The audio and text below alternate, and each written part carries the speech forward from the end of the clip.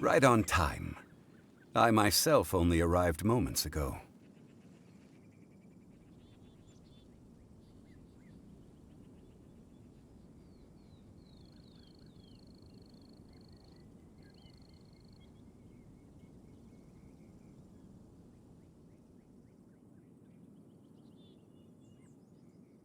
Did you enjoy your visit to the Jade Chamber? It was so big and pretty and expensive. Paimon's never seen such a fancy schmancy place before. Indeed. It's second to none in all of Liyue. Then you met with Ningguang, I trust? What did you talk about with her? She's super rich and so generous. Paimon thinks she's very friendly.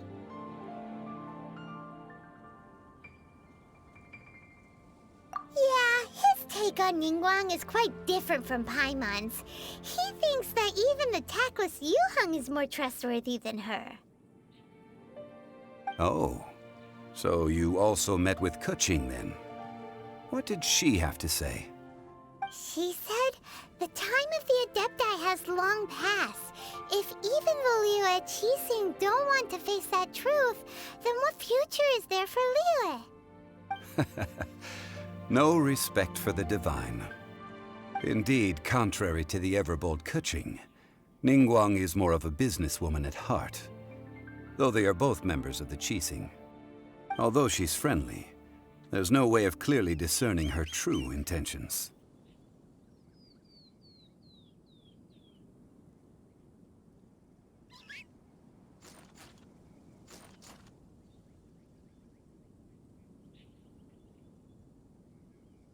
Yes, she has only relied on herself to rise to her current position.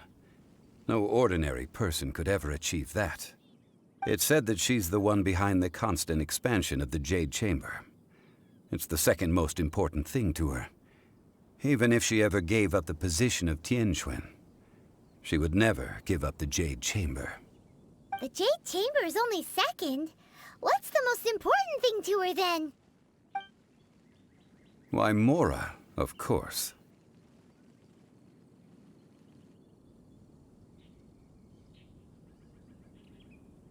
All Ningguang talked about was the Fatui this and the Fatui that. She said that after Rex Lapis was murdered, the Fatui have constantly been trying to sink their fingers into Liyue, and that they aren't to be trusted. That is how the Fatui have always been. It doesn't surprise me in the least.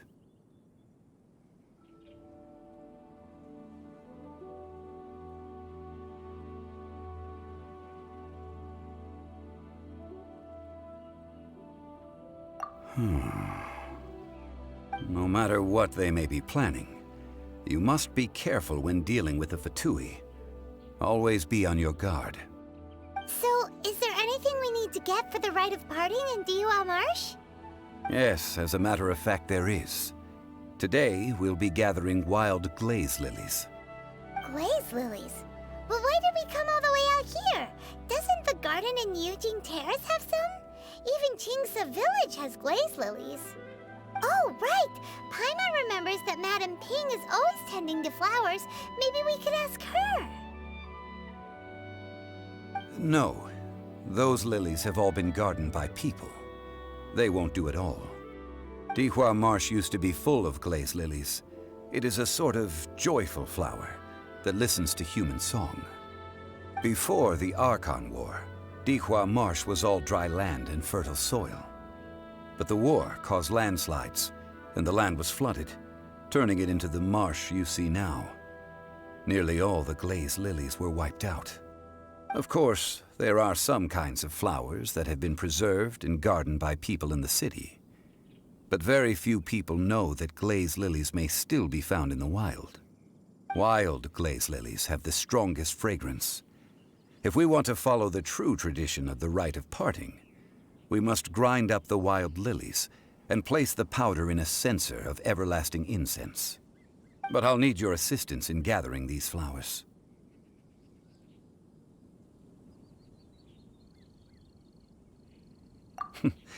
That's correct.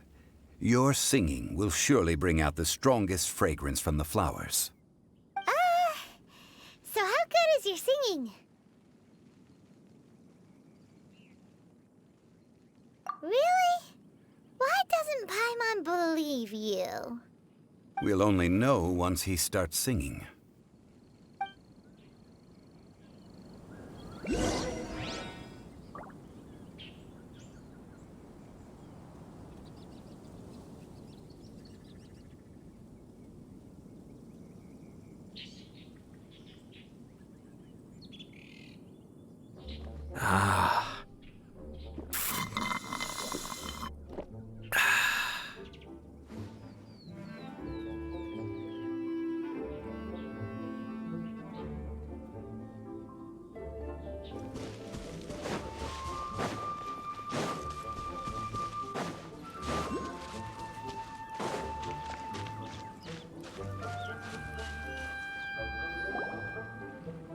It's time to sing, whenever you're ready.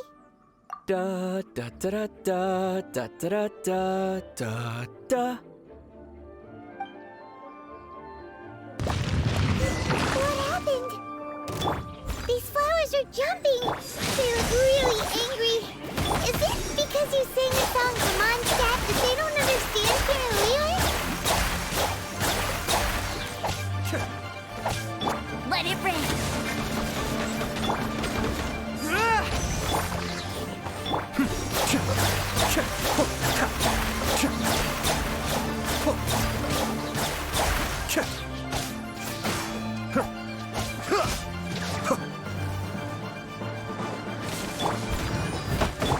Advance! Get him!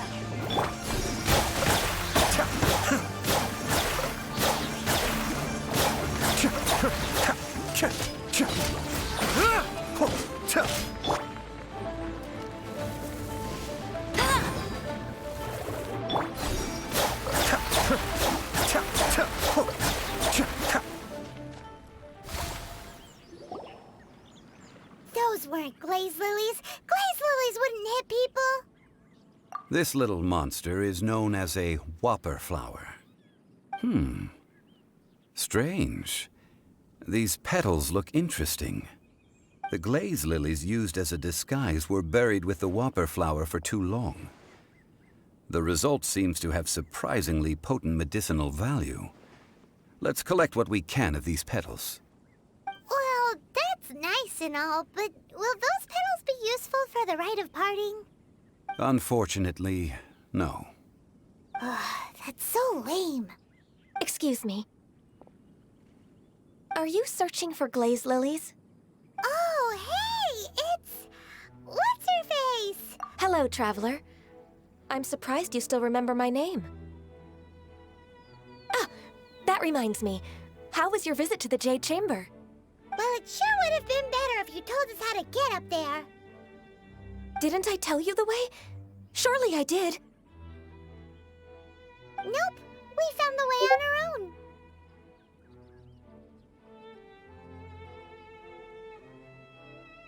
Oh, I see.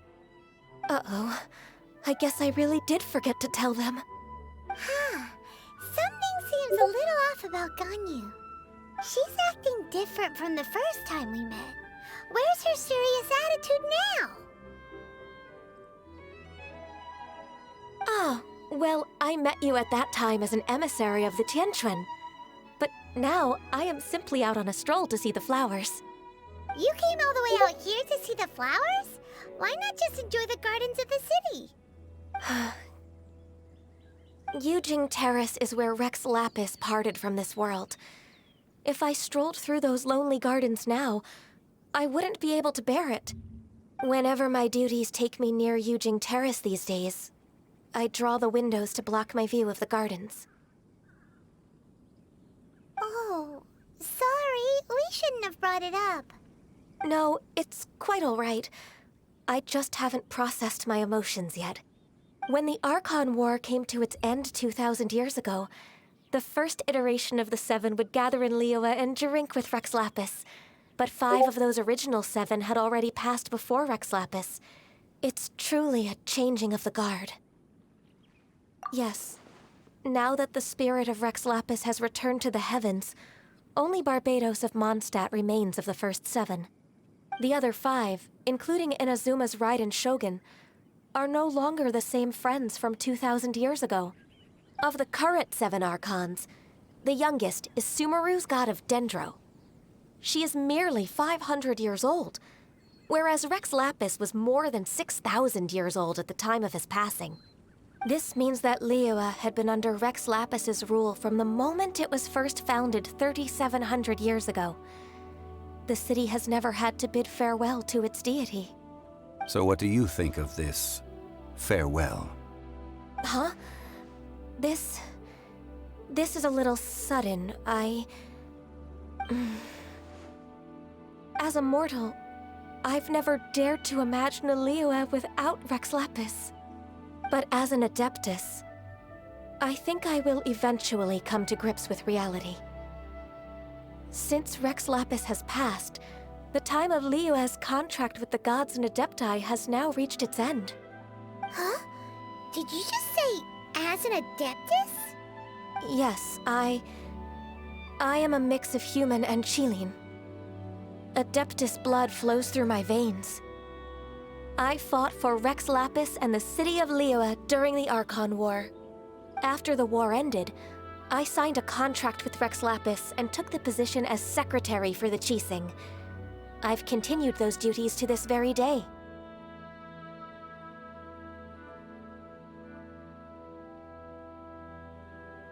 Well, let's save that conversation for another day. You say that you are here looking for glaze lilies? I also know where wild glaze lilies can be found. See, I've just picked one myself. Here, you may have it if you wish. We dare not refuse it. Oh, so did you sing a song before you picked the lily? Indeed, I did. I know this tradition well. In fact, I sang a local Liyue ballad to it. Wow, so you really know your stuff, too. Thanks, Gunyu. No, it is you who I should be thanking. If not for this chance meeting, I never thought that I would be able to contribute to the upcoming farewell for our ancient lord. If you would excuse me, I should return to my work now. Good luck. And that just about does it. Our preparations for the rite of parting are mostly finished. Given the ease of picking glaze lilies, I think this was a fitting end to our tasks, in more ways than one.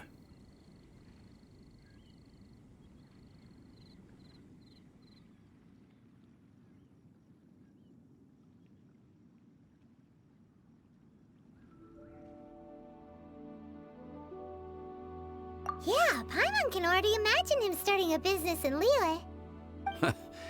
I've had enough ventures in my life already. Beginning a new undertaking is always difficult at first, and requires no small amount of effort. And once business is at full steam, the stress of it all only wears away at you over time. So you must be careful to take the time to step back and re-examine yourself. If left unchecked, the wear and tear on your heart may go well past mending. Wow. See? Zhongli sounds like he's already seen it all. Alright, I think it's about time we head back to Liyue Harbor now.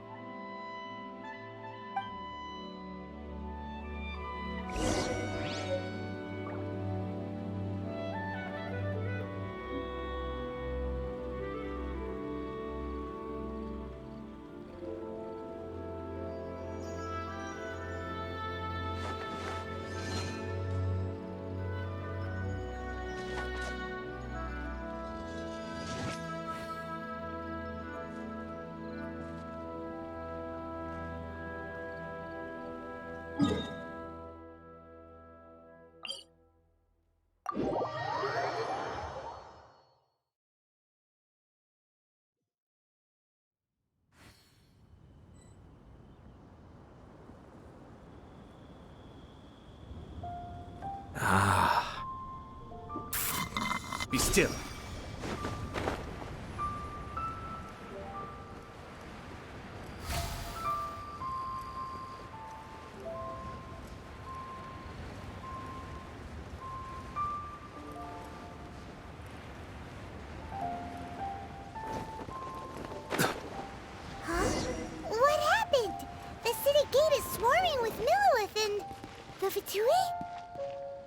This atmosphere is highly abnormal. It seems as though something big has happened. We should ask around a little, just to be safe.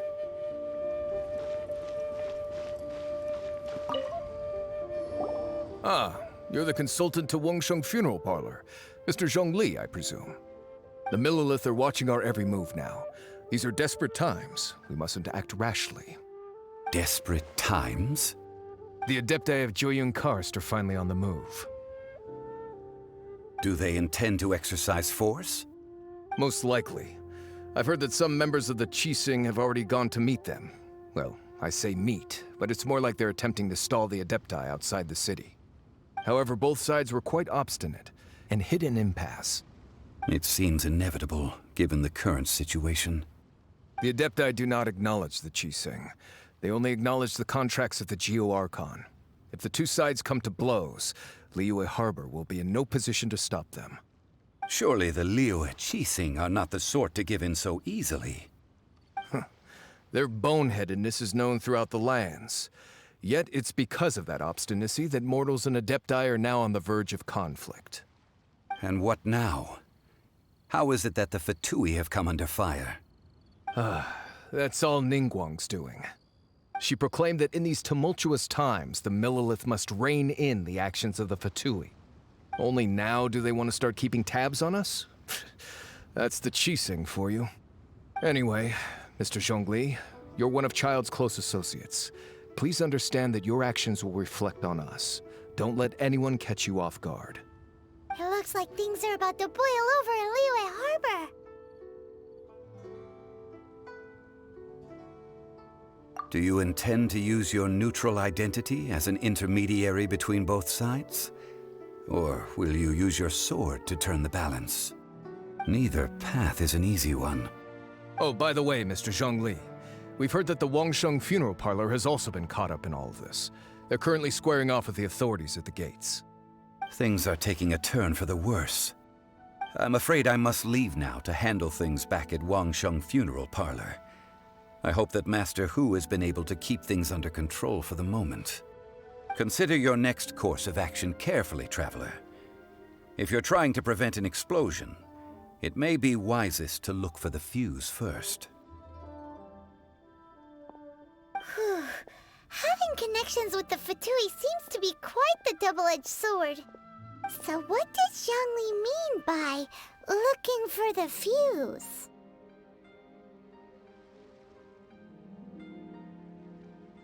Oh, Paimon gets it. If there's anyone that wants to see the whole city turned upside down, it's definitely him. He must be waiting for the moment when no one is watching to do something really bad. But where could we find him now? Where would he go at a time like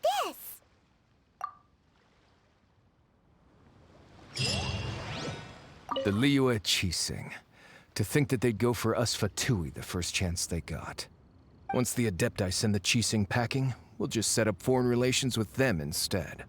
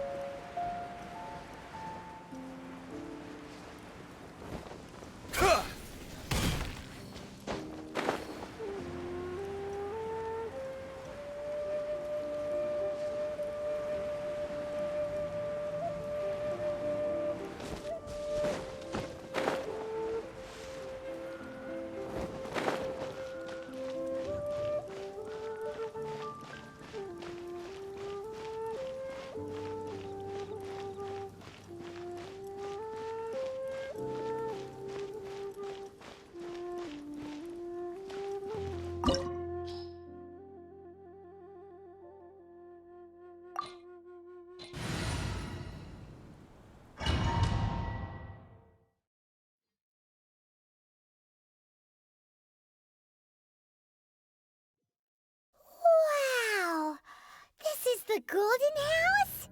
It looked impressive enough from the outside, but who would have guessed that it was even fancier on the inside?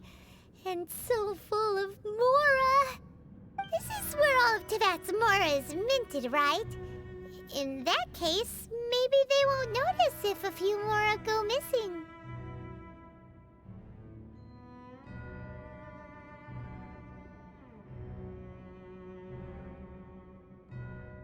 Oh, so it's a trap! Tricky, tricky. Good thing Paimon's got you here. But even if we can't take any, we can still have a closer look, right? Or better yet, take a nap on top of a mountain of Mora. It's like a dream come true. Oh, right. Back to business. It's quiet. Too quiet. Surely someone's gotta be guarding something as important as the Exuvia. Huh? Look! What happened here? Uh-oh. Paimon smells trouble. Quick! We have to go make sure that the Exuvia is all right.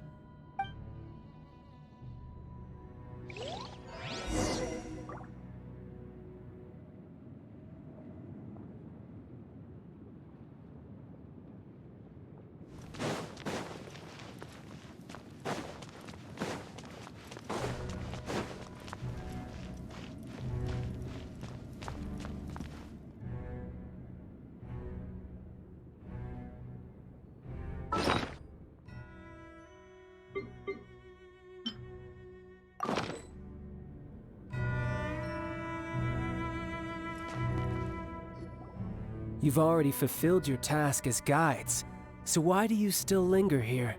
Haven't you already seen enough trouble for today? Huh? Who's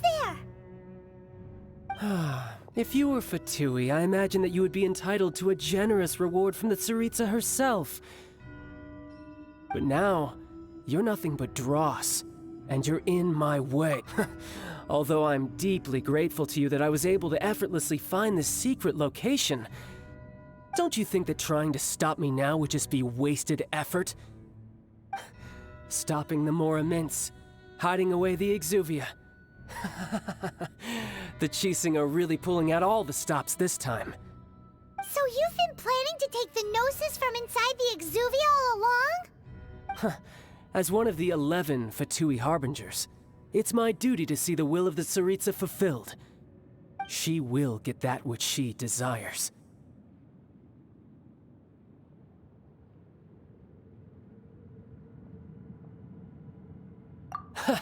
I'm not asking for your blessing, and there's nothing you can do to stop me anyway. The time for discussion and diplomacy has already passed. I mean, if it were up to me, I would have skipped that stage to begin with. But I'm willing to do as the Tsaritsa deems fit. Either way, we now come to my favorite part. A simple pleasure, and one that I am oh so delighted to be sharing with you. The battle. Battle? So you're the type that goes looking for trouble, huh? You could say that. When Signora offended the deities outside the cathedral in Mondstadt, she swiftly left the scene once her mission was accomplished. Instead of confronting you directly, she chose to rely on the snow and ice to make her escape. She wouldn't want the knights to come running towards the sound of battle now, would she? When she faces a worthy opponent, she will prioritize her mission, weigh the outcomes, and consider the consequences of her actions. But as for me, the greatest pleasure of being a Harbinger lies in crossing blades with strong opponents. We won't let what happened in Mondstadt ever happen again! Oh, so you intend to fight me? Good. I won't kill you, Traveler. I'll just play along, to feel the thrill of battle. Besides, you could never defeat me, not even in your wildest dreams. But hey, try to relish the fight anyway, because if you ask me, without that, what else is there?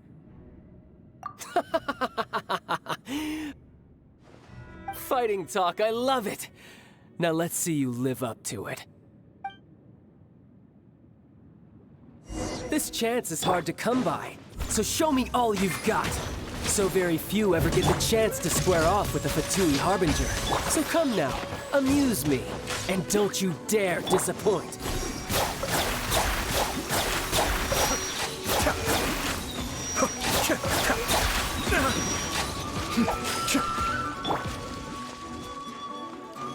Press the advantage! For what? Tsumi happened. Be still. Try this. You should do it like this. How unbecoming.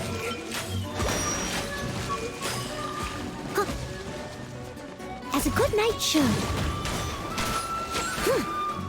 Poor timing. So quick to flee.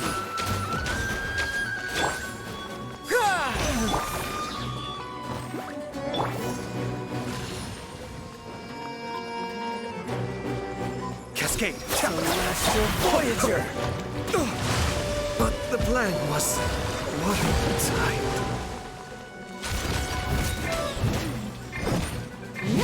I am a disgrace to the knights.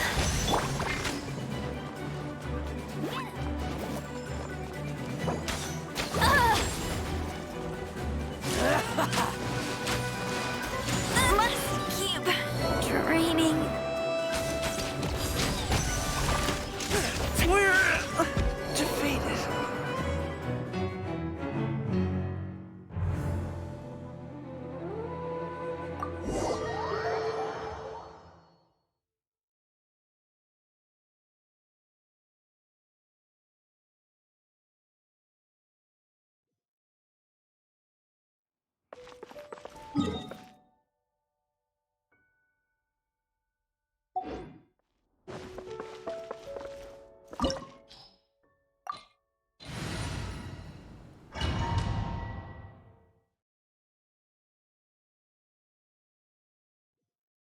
Wow! It looked impressive enough. This is where all of Teyvat's Mora is minted, right? Oh, so it's a trap. But even if we can't, or better yet, take a nap on top of a mountain of... Oh, right. Back to business. It's quiet. Too quiet. Surely someone's gotta be guarding something as Huh? Look! What happened? Uh-oh. Quick, we have to go...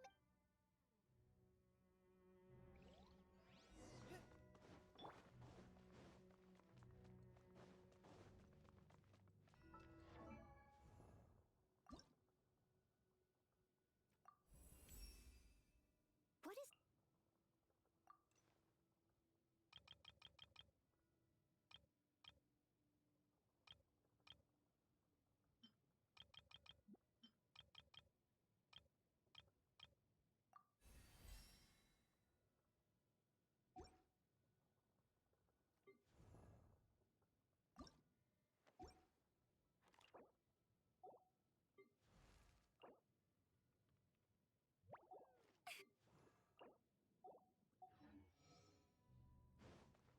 Someone needs assistance. You've already fulfilled your Huh? Who's there? If you were Fatui, I imagine that you would be entitled to a generous reward from the Tsaritsa herself. But now, you're nothing but dross. And you're... Although Don't you think that trying to stopping them... So you've been planning to take... As one of the... She will get that which she desires. I'm not asked the time for discussion and either way. We now... The battle. Battle? So you... When instead of confronting you directly, when she faces a worthy... But as for me... We won't let what happened at... Oh, so besides, you could never... Fighting talk, I love... This chance is hard to come by, so...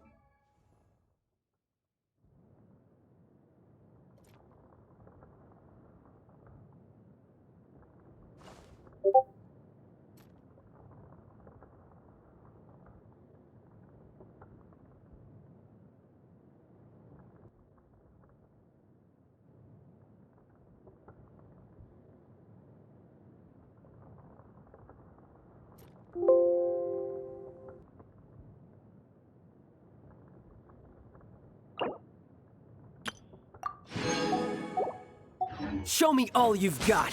So very few ever get the chance to square off with a Fatui Harbinger. So come now, amuse me, and don't you dare disappoint!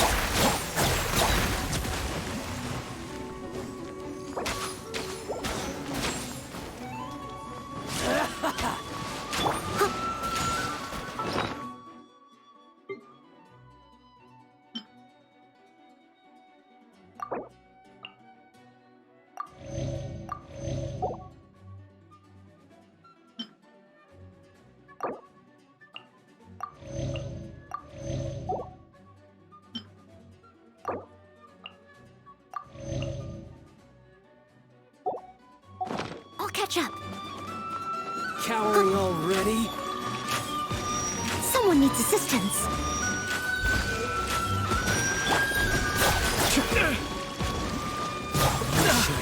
Do it like this! So quick to flee.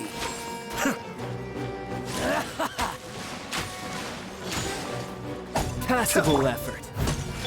Charge! Go! Try this. This is getting You missed interesting. the spot. Such is life.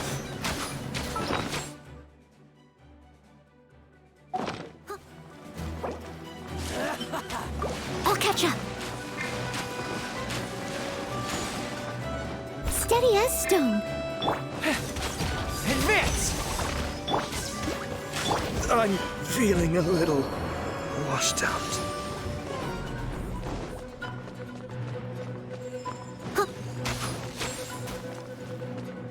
Try this. Poor timing. Run all you like. I must leave no stone unturned. Charge! Celestial Voyager. I'll race you there.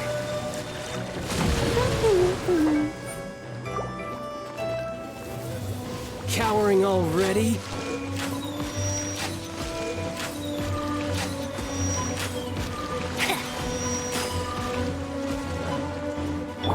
Leave it So all quick to flee.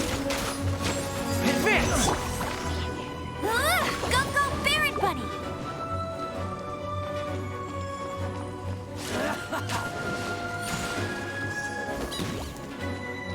You've made some progress. A clear shot.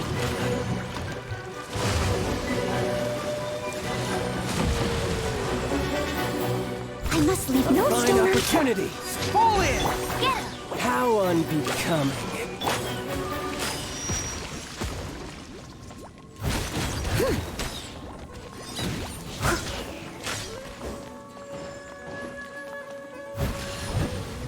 Follow my lead! Charge!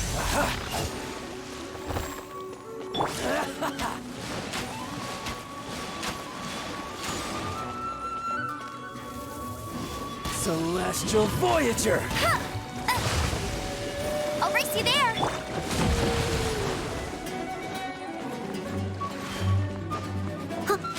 Steady Wide as open. stone.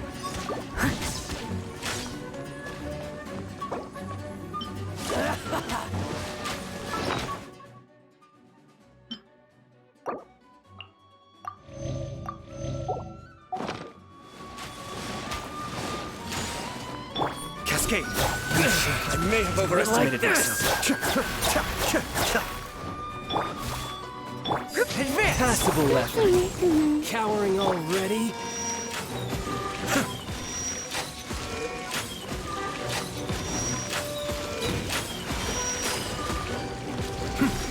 You missed the spot. Alright, time to get Do it serious. like this. No escape. A clear shot. Not so hard. Leave it all to me. Cascade! You missed the spot. Someone needs assistance.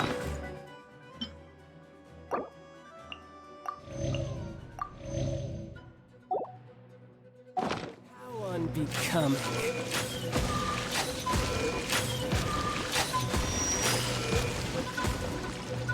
Be still.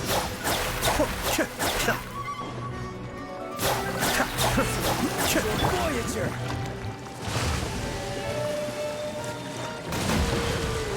I'll catch up. Steady as stone. Go, Baron Bunny. Run all you like.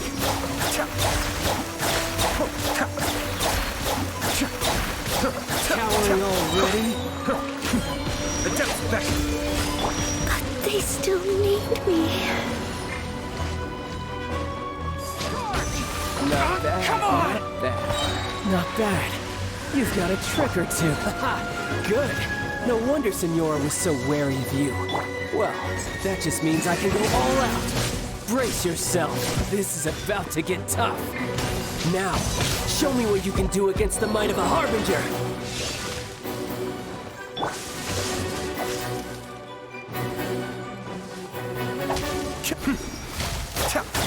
My turn!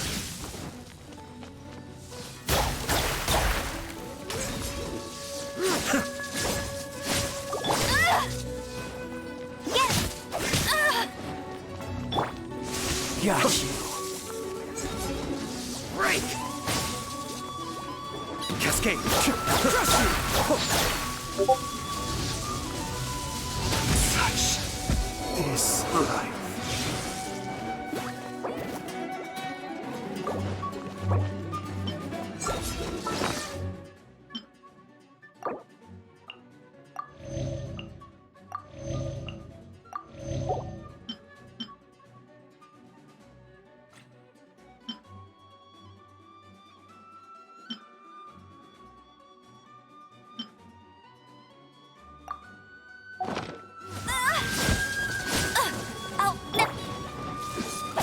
This!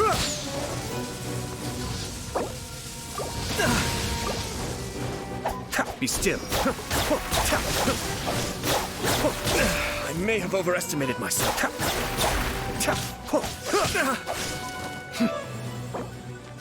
Got you. Get him! Cascade! I'll crush you! That's cheating! You got me.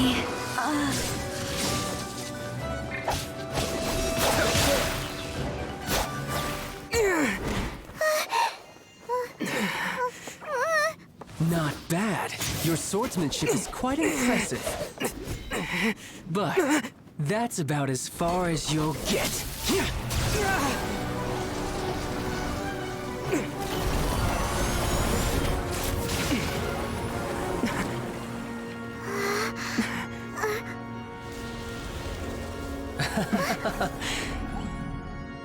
Didn't think you had that card hidden up your sleeve. You were just playing us to get close to the Exuvia! Oh, quiet down. Stop acting like some wide-eyed recruit. You've seen this world. You of all people should know. This should have been expected! Well then, I'll be taking Morax's Gnosis now! I see. Well, this is most unexpected. You beat me to it, didn't you?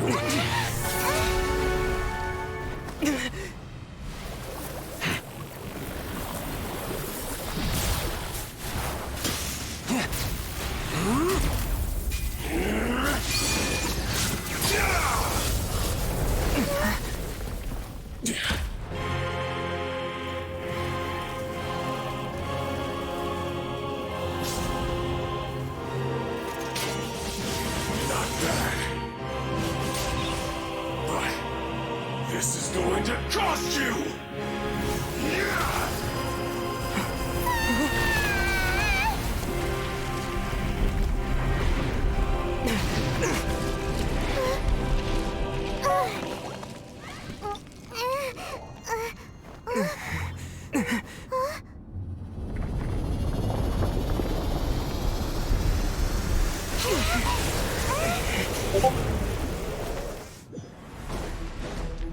You got to the Gnosis ahead of me, didn't you?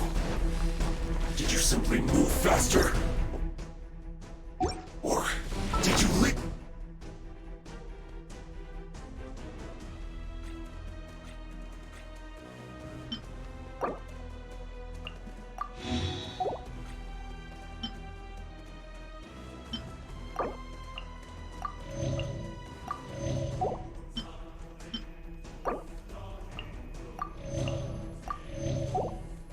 The information regarding the Golden House to me on purpose. No matter. Hand the Gnosis over, now. Don't make me take it from you. We didn't take it!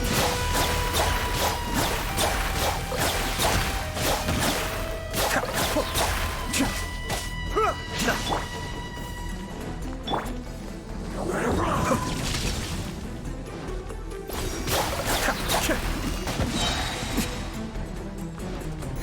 stage.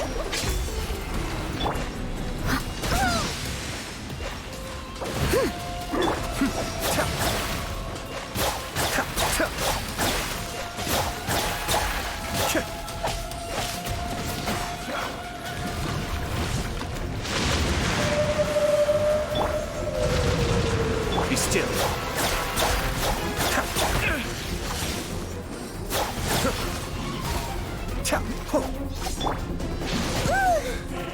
Someone needs assistance. Steady as stone. It was my honor to serve you. Cascade.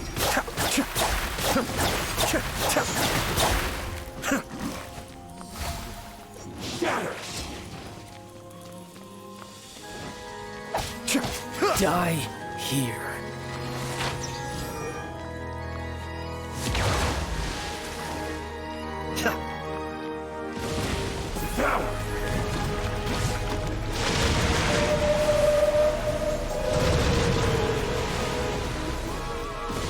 Be still.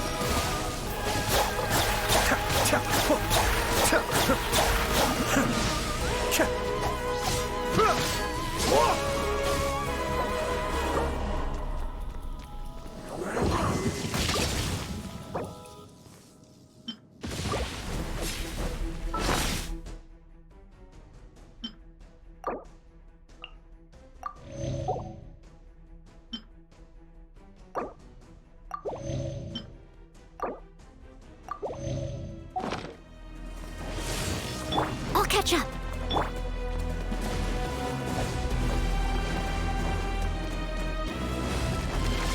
Cascade. The depth back. I may have overestimated. I must leave no stone unturned.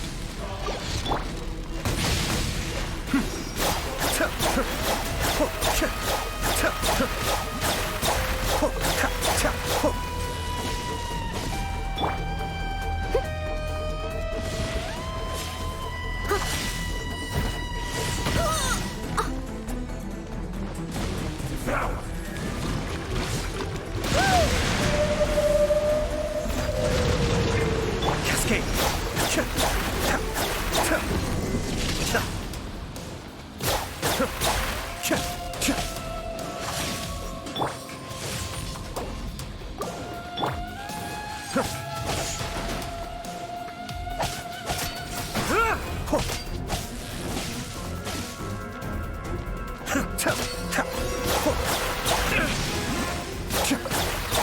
Die here.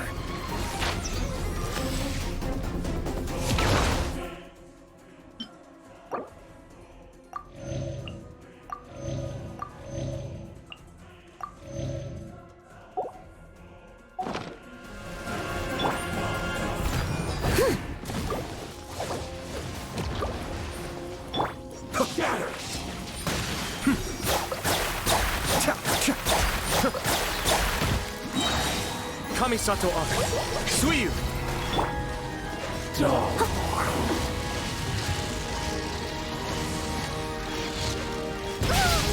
But they still need me.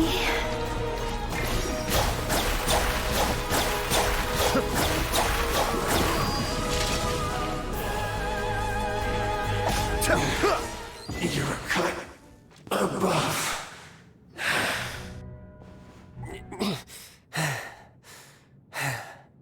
Look! Child's back to normal again. Well then, time to cool off. It seems the burden of the foul legacy transformation was too great for my body. I lacked the opportunity to think this through. And now that I consider the matter more carefully, you never had any chance of beating me to the Gnosis. You had no connection to the Gnosis, no matter where it had been taken. That's what we've been trying to tell you. We didn't take it. Your show of ability today far surpasses that of Signora's initial assessment of you in Mondstadt. Tell me, how could that be? You already know the answer, don't you? I can see it in your eyes. But if that is a secret you wish to keep, I guess I'll just have to curb my curiosity. This battle has already left me satisfied. Anyone who strives as I do to grow stronger shall be called a friend, even if our friendship can only be shown in battle against one another. Pretty sure that's not the normal way to make friends. Unfortunately, I must bring this amiable conversation to an end. My quest still beckons. Given that the Gnosis wasn't taken by anyone, then we must look once again to the beginning. Perhaps it was never in the Exuvia to begin with. In fact, it might be that the Exuvia was just a diversion of sorts. What? So you mean that... Yes, it appears so. Interesting to say the least.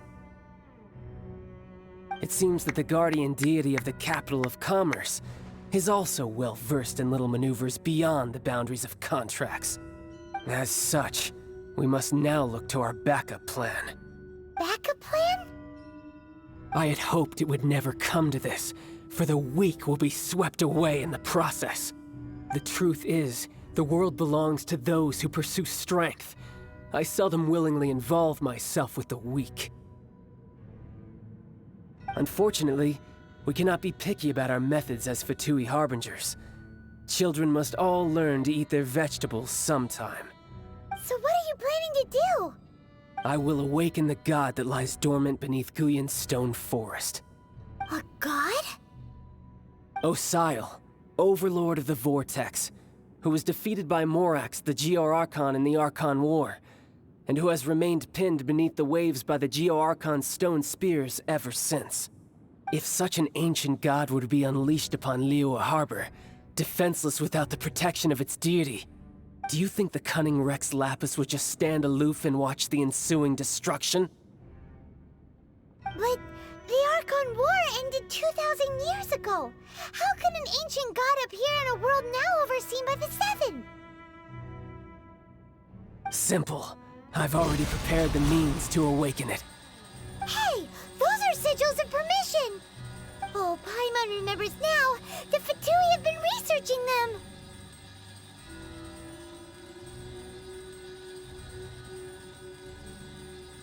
Indeed. The one that was given to you was just a byproduct of our research. With the power of so many sigils of permission concentrated in one place, along with that which was bestowed upon me as a harbinger by our Tsaritsa, breaking the subduing might of the Geo-Archon spears for a time should be no obstacle. Using the powers of ancient gods in such a situation fails to interest me, and is largely against my principles. But knowing that such an action will not only force the Geo-Archon to show its hand, but you as well, that makes matters a little more intriguing.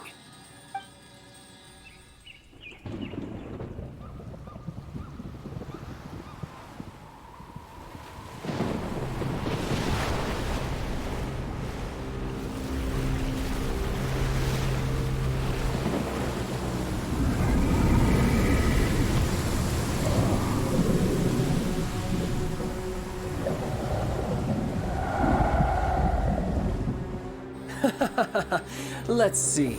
Will the nation that has lost its deity be swallowed up by an ancient malice once more?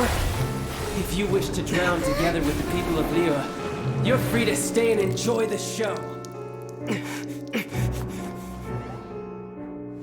Huh? He's already gone. That guy is fast. What's going on?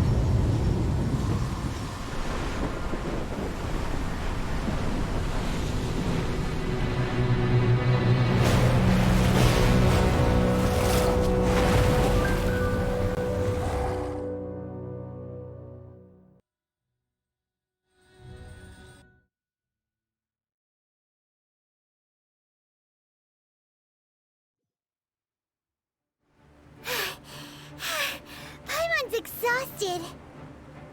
If we hadn't happened to see the Jade Chamber flying over just as we came out of the Golden House, we really wouldn't have known which way to go. Did we make it in time? Is the Overlord of the Vortex still in the sea? It hasn't destroyed Liyue yet, has it? What are you doing here? Huh? Hold on. the Adepti? What are you doing on the Jade Chamber? Paimon thought you were arguing with the Qixing. Is the fighting over? Faced with a calamity of such magnitude, we have agreed to put our differences aside for now and unite against this common enemy. Oh, Paimon gets it. So how do you plan to defend Liyue? Just seeing this Overlord of the Vortex guy puts a pit in Paimon's tummy, even from all the way out here. It's not just you. We've got new Millelith recruits who can't even stand at attention without shaking. The force of an ancient god's presence seems to be too much for ordinary people to handle. Which is why we must stop that monster before it gets any closer to Liyue Harbor. So the Archon War was fought 2,000 years ago against enemies like that thing? Now that's scary. So will the power of the Qixing, Millelith, and Adepti gathered here be enough to stop that god? We've already discussed this together, and our conclusion is... not necessarily. What? But all of you were supposed to be the guardians of Liyue. Can't you think of something? One certainly could. Huh? The Qixing did once research the matter of the Guizhong Ballista when it piqued their fancy. And as fate would have it, one who did craft the Guizhong Ballista with one's own hands is here. For what could you mortals ever learn of Adepti mechanisms? Yet, it would take one, but a little tinkering to turn this ballista into an engine of war beyond your wildest thoughts. I suppose this is one blessing from the Adepti that we should be thankful for. So be it. We shall use the upgraded Guizhong Ballista to fight off that god. All the Adepti here can lend their strength to man it. We haven't a moment to spare. Our battle begins now. Yep.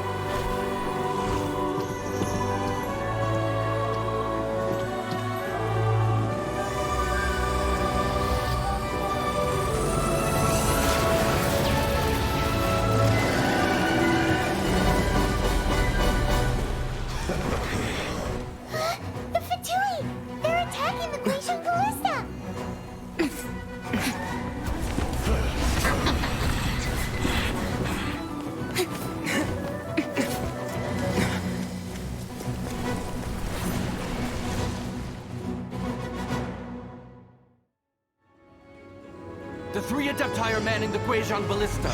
Do not let the Fatui disturb their work! All able Millelith, with me! Let's go help too! We Adepti have not faced a god in several millennia. Let one see what you're made of then. What strength remains within you, one wishes to witness.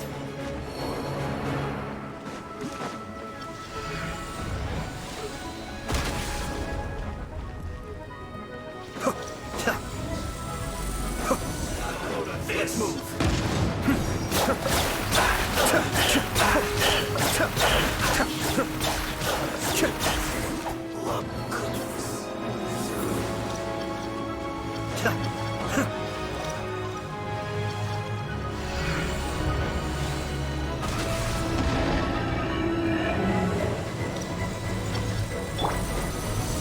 I must leave no... Advance!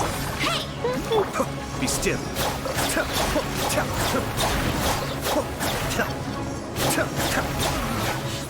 Looks like I went too far.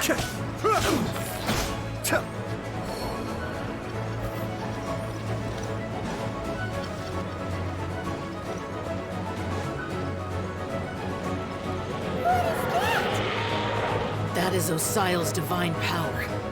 I am careful not to get hit.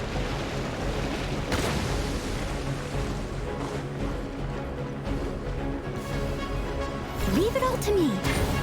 The Fatui! Their attacks are unrelenting! How daring.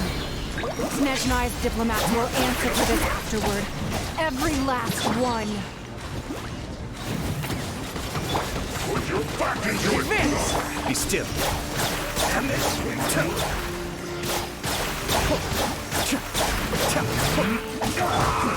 ancient gods attacking again!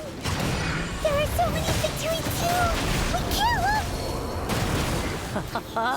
Were you about to say we can't hold them, children?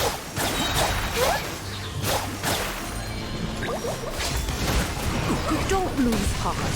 Here, take this. This is adeptal energy! That light from your body, it's like the time in Julian Cars! Wow! It's Madame Ping's shockwave! This granny's really strong! But the plan was water inside.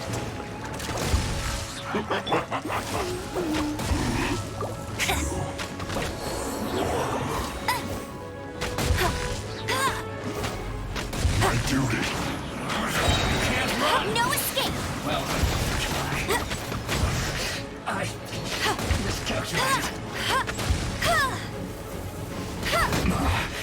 This isn't good. With the blood of the Chilean, I guard you against evil! Cast your fear of injury by the wayside, and fight with all your might! I too did this during the Archon War! So this is what Ganyu's like in a fight! My name means swiftness. Take my power and run as I do. We're going too fast!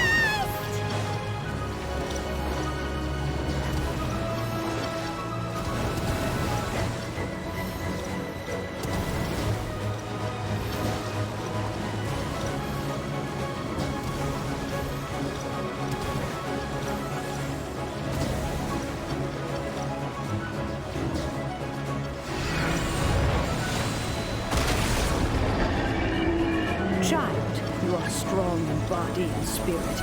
Perhaps you can withstand 3 forms of adeptal energy at once. This will hurt a little. Please bear with us. Once you've adapted, try to use them in battle.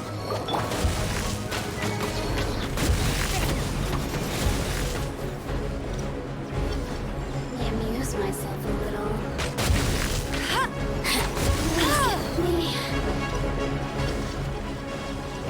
You're not going anywhere! Cold cut platter! Moving to set. 2. Press the advantage! Pull in! Shine. My work. Finished. Exercise caution. I fear that the...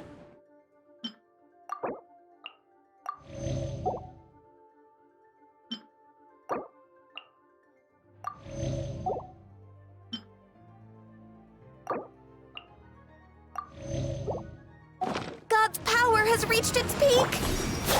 In other words, if we hold here, there's nothing worse to come, right? No escapes by sight!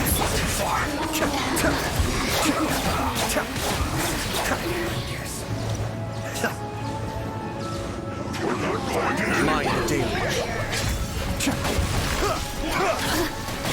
My duty.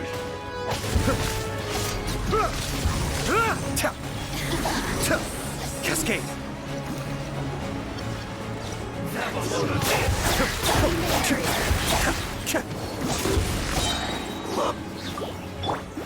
Let it rain! Let me look at Rally! Kamisato on. Sweet, you can't run! The Fatui's numbers are thinning! Fight on, comrades! Once we finish this lot off, the Adepti will be able to deal with the god in peace.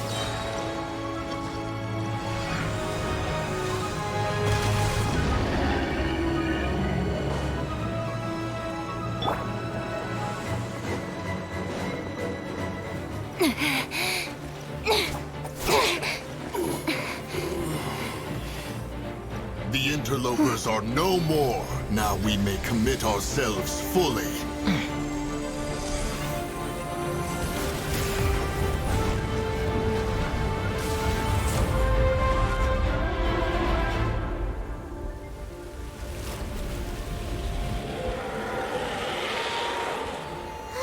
It's working! We just need to keep this up!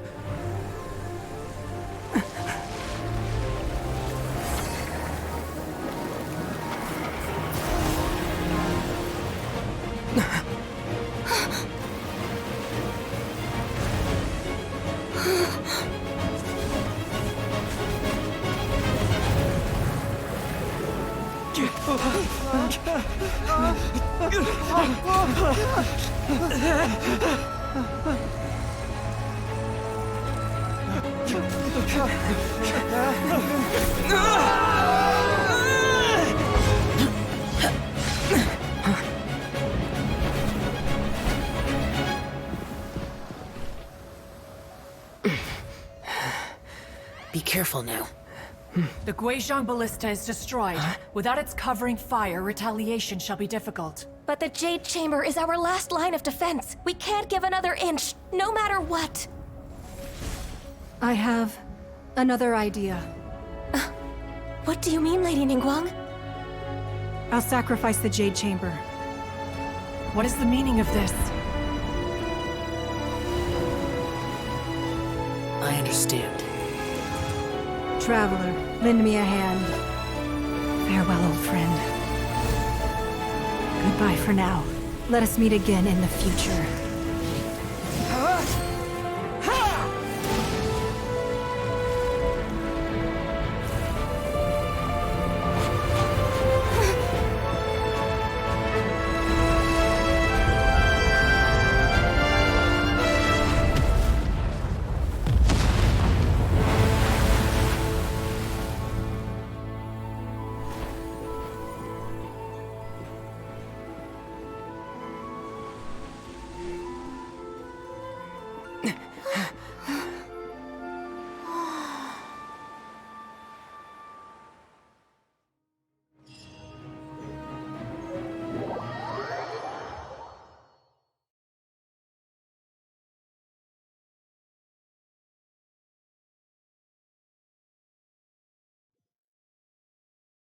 Is it finally over? The ominous aura of that monster has indeed begun to fade.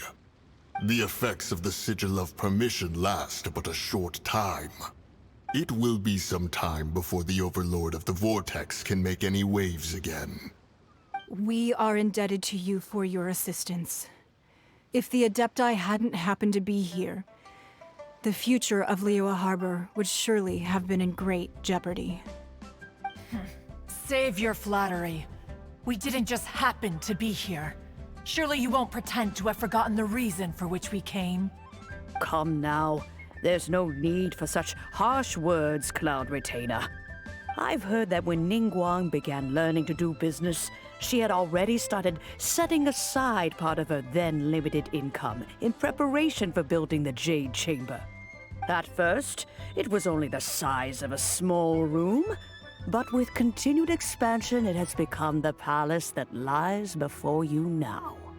It is a testament to Ningguang's entire life, both as a businesswoman and as the backbone of the Liyue Qixing. Seeing the Jade Chamber destroyed in the defense of Liyue means much to her. To me, such cooperation and sacrifice deserves at least some recognition, don't you agree? Well, I was really hoping you would say that such sacrifice could at least be used as some leverage in our negotiations. Thank you all for hearing me out. We know very well why the Adepti came here today. But please forgive us. We cannot yield to your wishes. Oh? 3,700 years. According to our records, the Adepti signed a contract with Rex Lapis to protect Liyue 3,700 years ago. Even to this very day, Liyue and its lands have stood the test of time, immovable as stone, just as it was thousands of years before. This is truly no small feat. But that does not mean that the Liyue of today is the same city as it was all those years ago. Do not merely cast your protective gaze upon the land.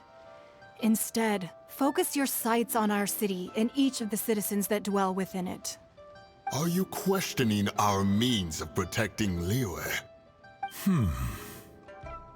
I mean no offense. I simply hope that our Adepti forebears would see Liyue in a new light. Forebearers, you say? One doubts you would be fit to be part of such a lineage. This morning, Rex Lapis appeared to me in a dream. What? In the dream, I yearned to tell him that we Qixing, though mortal, are equally bound to the contract. Each passing generation of the Qixing leaves many things of value to be inherited by the next generation. I also thought to tell him how the past generations of Qixing had strove under his rule to survive in our mortal world, establishing a network of contracts which has since come to be known as trade. But I dared not speak. I could only gaze at him in silence until the moment I awoke. Oh, Ningguang. Yet another perspective. What are you trying to say, Outlander?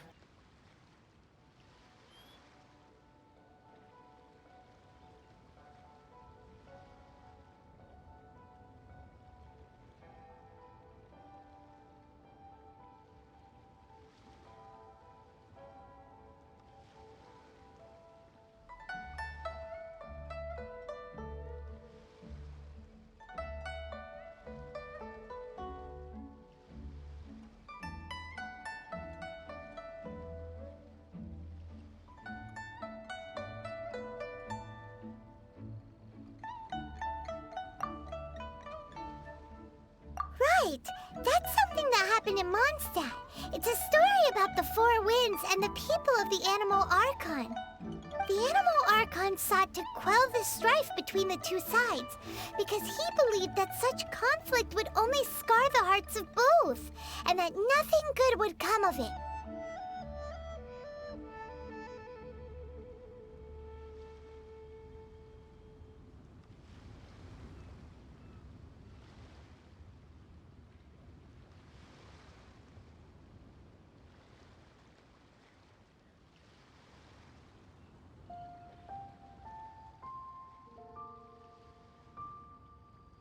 Each of the 7 nations has its own scars from the past.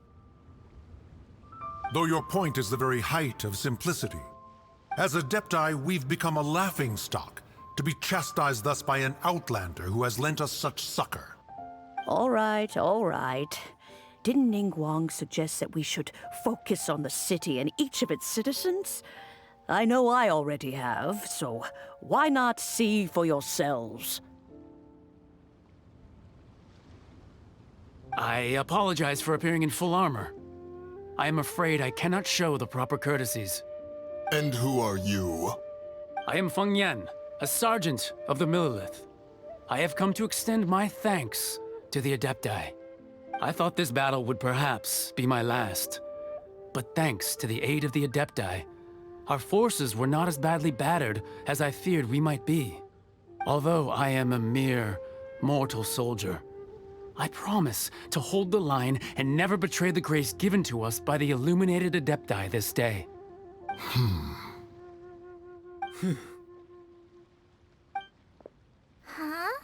Why does everyone look so down?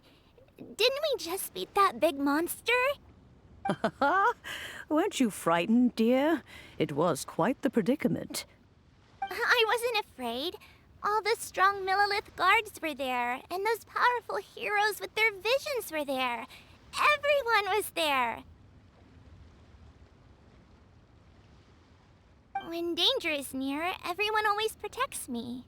And the rest of the time, they make fun toys and tasty snacks and loads of things that make the harbor so pretty. Thanks for protecting Liyue Harbor.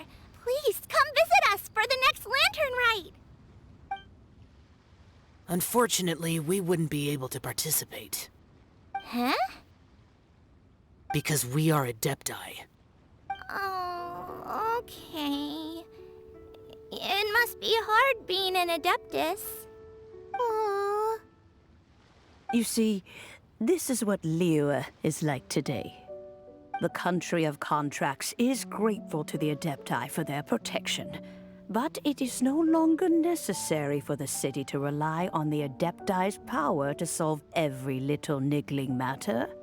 Although their blood is weak, there is still strength to be found in those we call mortals. The time of contracts between gods and Liyue has long since passed. Now is the time of contracts between Liyue and its people. Seeing the port around us now, it is hard not to feel a bit out of place. Wouldn't you say so, Cloud Retainer? Your line of inquiry is askew. One did not spearhead this expedition to Liyue Harbor. Seems like the Adepti have had a change of heart.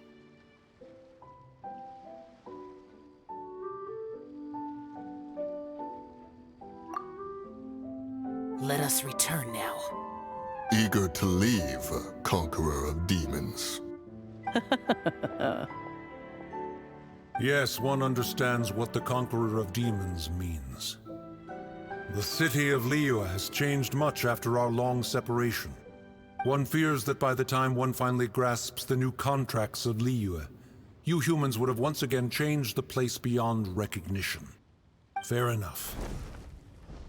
Away we shall, and return whence we came. Since we Adepti have consensus, then one shall persist no further. But how will we ensure that the Liyue Qixing will not simply exploit their power once we depart?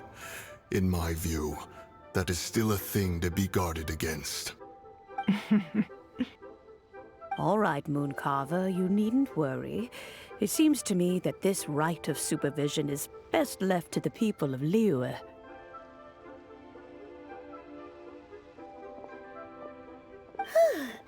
Looks like the conflict between humans and Adepti was avoided. All's well that ends well, huh?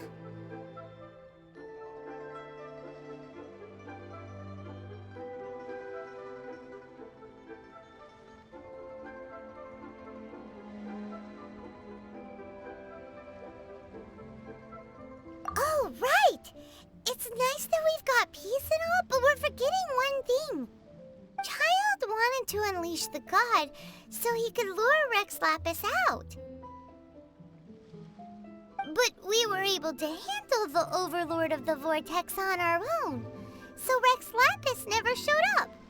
Oh, and speaking of that, don't we still need to get to the bottom of that Archon's death too?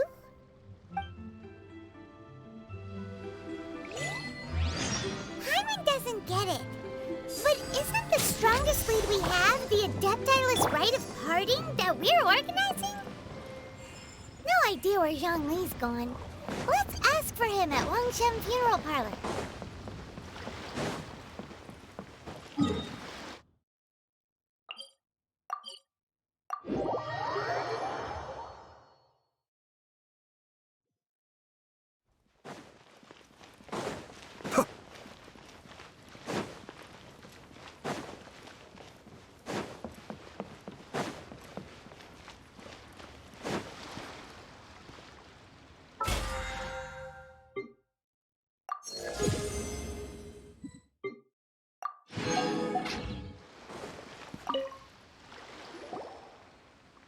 Is there anything I can do for you two?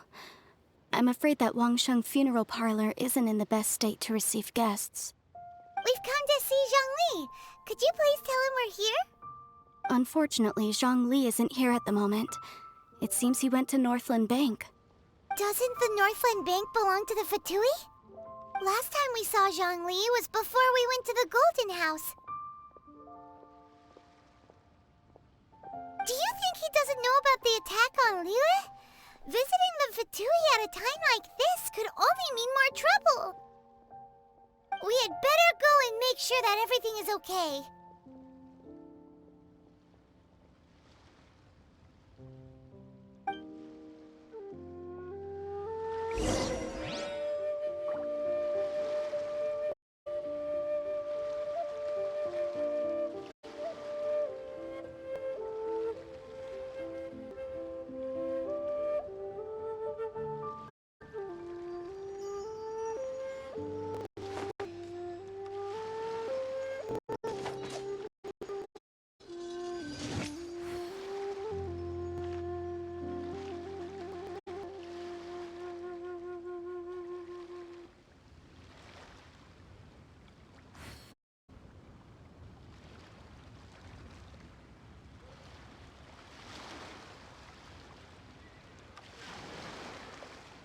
Everything's in place and they've taken the bait.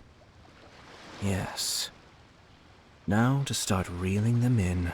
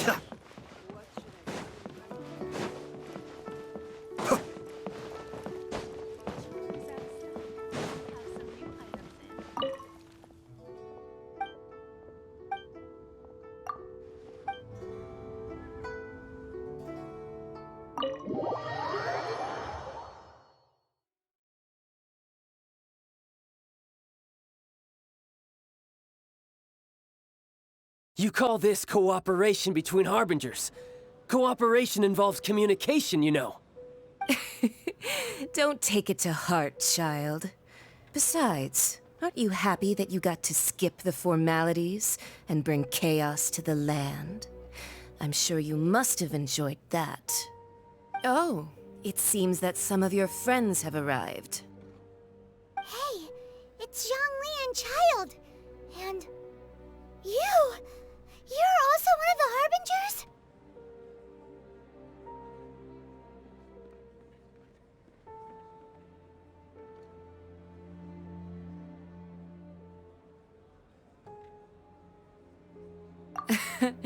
It's you two. I believe we've met once before. In the city of Bards, was it? I'm glad you still remember my name. Ah, right. I imagine that it must have been rather hard to forget watching helplessly as something precious was snatched away from your friend.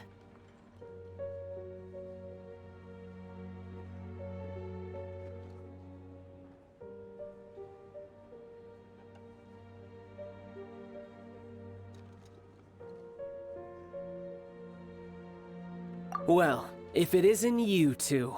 This is our first time seeing each other since Liyue was nearly wiped off the map. This is certainly a bit awkward, wouldn't you say? Paimon knew that we should never have trusted a Fatui Harbinger. Oh, now don't say that. Sure, I may have misled you, but I never had anything against you personally. Besides, I thought we were getting along quite well together, didn't you? Except for that little tussle we had at the end. Nothing personal. We just have different views, that's all. Of course, you may very well hold this against me, but that's up to you. The real deceivers here are Senora and Zhongli. Curse them for leading me on.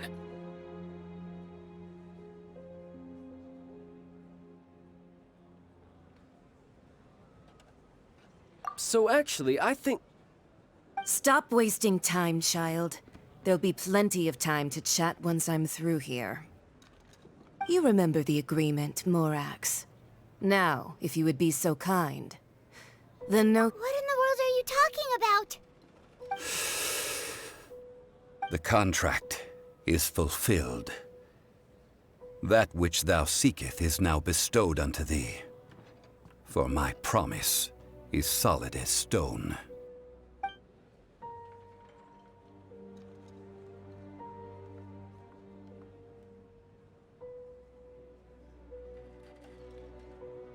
How sanctimonious.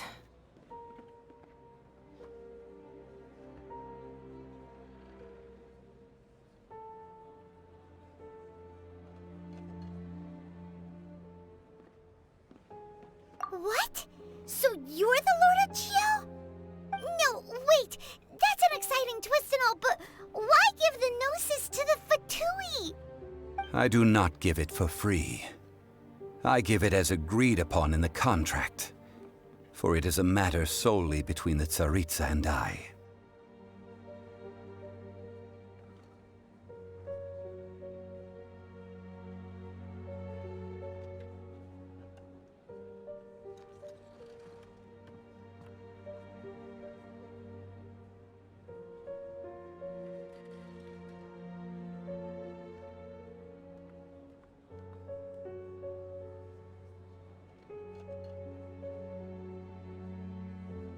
Yeah, you don't think you went a little bit too far with that whole fake death thing?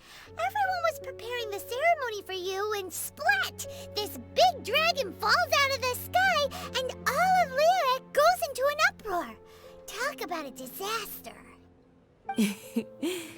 Gathering all the forces that had been bubbling behind the scenes, and then stirring them together in a pot that was bound to boil over. That's what he wanted to see, am I right? Wait, what? Perhaps it's best that I explain. As you know, I've dwelt upon this world for more than 6,000 years.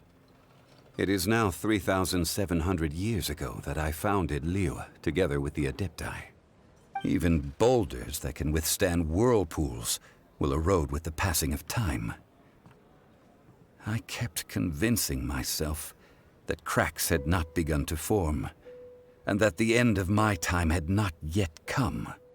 Until one drizzly day, as I was strolling along the harbor, I heard a merchant tell one of his workers, "You've finished your duties. Go ahead and call it a day." I stood motionless among the crowds, asking myself, have I already finished my duties? Oh, Zhongli. But as I began to consider relinquishing my divine role, I soon discovered that many reasons still remained to not hastily depart. Was Liyue, the city I had dwelt in for so long, already prepared to enter its next age? I decided that a test was needed in order to reveal the answer. So I feigned my own death, and gathered the cast of Child, the Adepti, and the Liyue Qixing to play their roles together on the stage that was Liyue.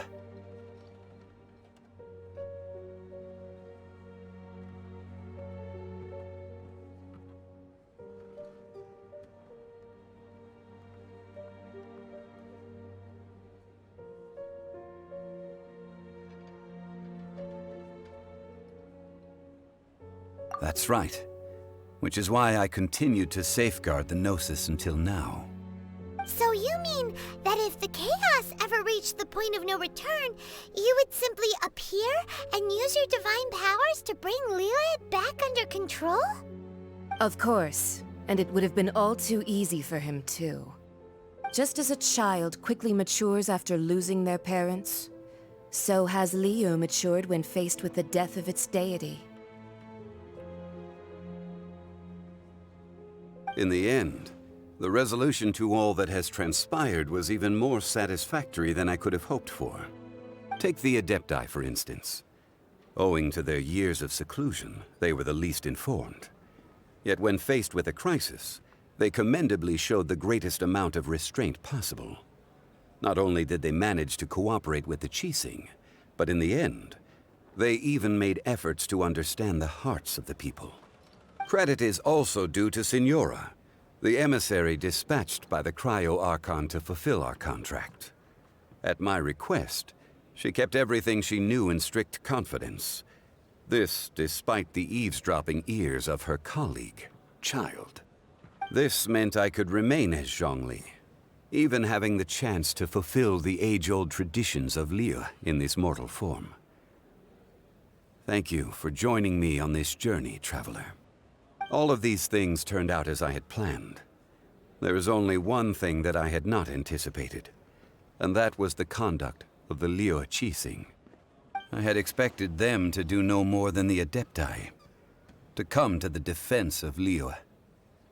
But when all was said and done, they seized the opportunity to supplant Liyue's divine protectors, and used the subsequent power vacuum left by my death to quickly gain complete control of Liyue. Huh? That doesn't sound good at all! Ha! On the contrary, I think it is excellent. I had always feared that it was too soon for them to take over from me. And it was also that which I longed for the most. As such, this is the best parting gift anyone could have given this god of old. Hey, what about me? Doesn't anyone feel the least bit of remorse for deceiving me? You've practically kept me in the dark! I think that thanks would be more appropriate. You certainly played no small part in all of this, wreaking havoc and turning the city upside down. The Lord of Geo ought to thank you for your performance, if anything. If you hadn't created the pressure of a battle between mortals, Adepti, and a god, the lump of coal resting in the hands of the Geo Archon, Liyue, would never have been able to become a dazzling diamond of a city. Huh? Just whose side are you on, mocking me like that? Are you itching for a fight?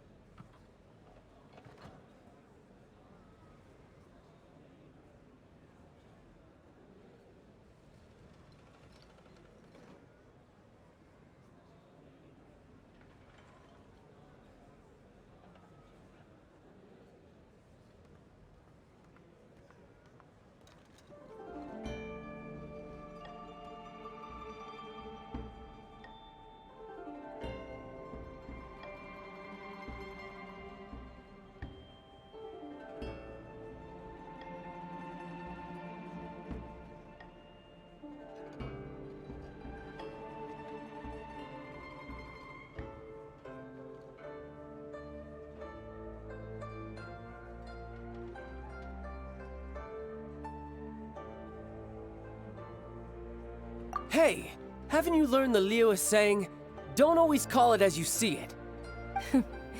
Well then, with the Gnosis in my possession, I have no use for such idle chatter. We should return to Zapoljarny Palace and seek an audience with Her Majesty, the Tsaritsa. Come, child. Fine. I'll meet you there later. I'm not sharing a boat with the likes of you. Do as you wish.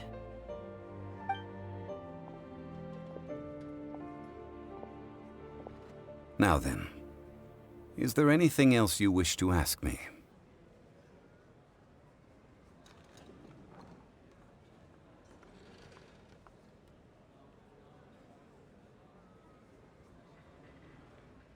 Right! As Zhongli always told us, a good trade is a fair trade. Paimon has no idea what could be a good trade for a Gnosis. Realistically speaking, there is no such thing. Huh? However, I am the god of contracts. For thousands of years, I have made countless contracts. If the deal was of no benefit, then I certainly would not be inclined to agree to it. My agreement with the Cryo-Archon will be the last of my contracts as the Geo-Archon. My contract to end all contracts. As for the bargaining chip that the Tsaritsa used to balance the scales, uncover that answer for yourself in your future journeys.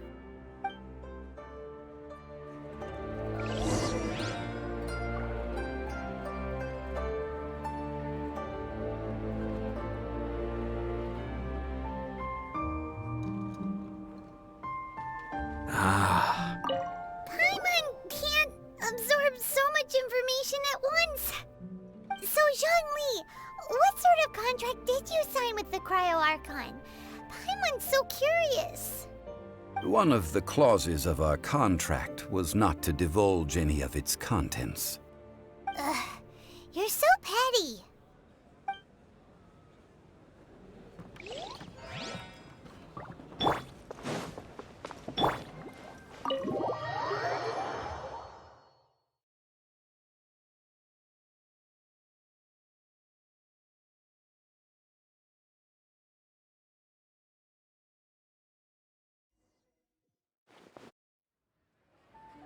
Today's the day of the rite of parting. Although the star of the show is fake, we've spent so much time trying to organize it, it would be a real shame not to go there now.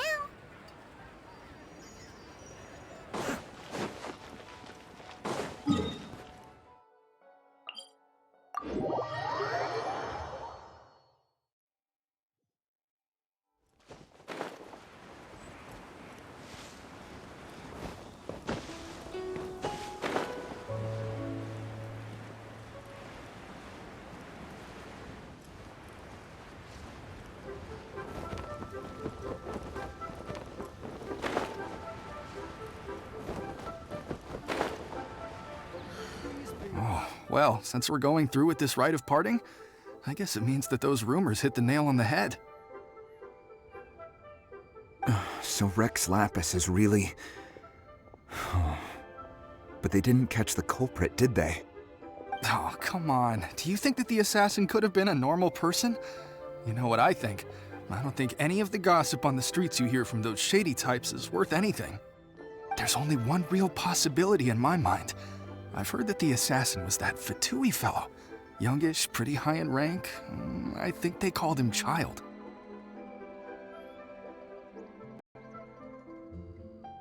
The Fatui? They certainly are very suspicious. Who knows what those greedy, crooked folks... Shh! Lower your voice.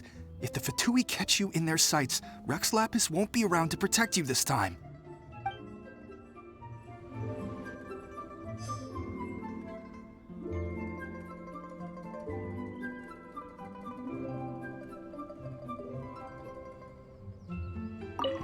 Well, since we're going through with this rite of parting, I guess it means that those rumors hit the nail on the head. So Rex Lapis is really... But they didn't catch the culprit, did they? Oh, come on. There's only one real possibility. Fatui? Shh! Lower your voice. You know that god from the ocean couldn't have just shown up out of nowhere.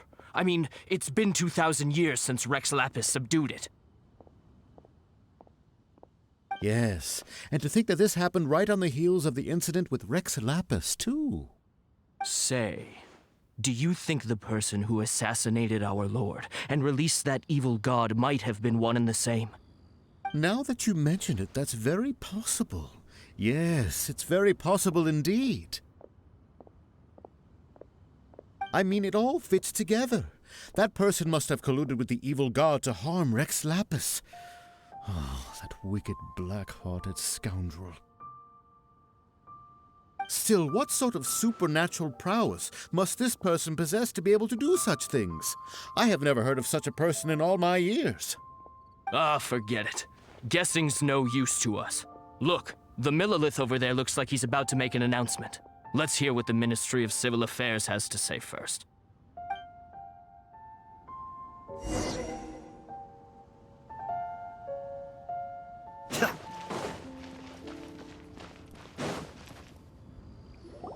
Hear ye all!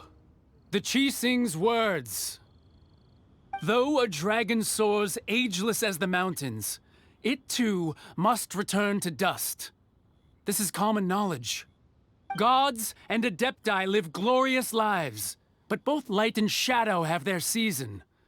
So too must they face divinely appointed trials. Rumors and hearsay abound on the streets that Rex Lapis was murdered. Now, let the truth be revealed. Having been thwarted in his trial, Rex Lapis's soul has recouped the celestial heights. He beseeches the people of Liyue to grieve not and to let not their hearts be saddened. Nor are they to believe street-born rumors or indulge in baseless speculation.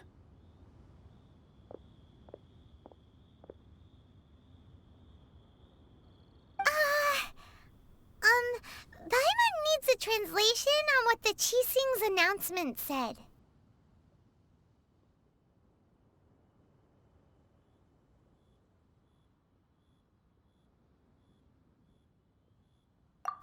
So that's how they're spinning it. Something feels off. Why would they suddenly give up looking for the murderer? Not to mention how this excuse sounds like something they just made up on the spot. Could the Qixing already have known that Rex Lapis wasn't dead? But Zhongli said that neither they nor the Adepti knew anything. Did Zhongli tell them in secret after his gnosis changed hands? Exactly, right? Ooh, seems like the rite of parting has been going on for a while now. Let's go have a look.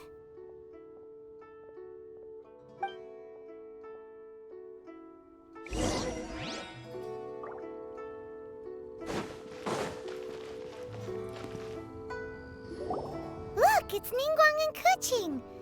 Are they saying something? Are their speeches over? As said previously, Rex Lapis's soul returning to the heavens is the end of the contract. And it is also the end of an era. 3,700 years of contracts burnt and reduced to ash. We, the people of Liyue, were indeed prosperous. But blinded by our prosperity, we forgot that time can be pitiless. The long, unending dream of our Archon walking among us. Now that we have awoken from our dream, we must learn to say farewell. Will you stand with us as we re-establish our contracts? As we build a new age of prosperity? So concludes the words of Her Eminence the Tianquan. Does Her Eminence the Yuheng have anything to add?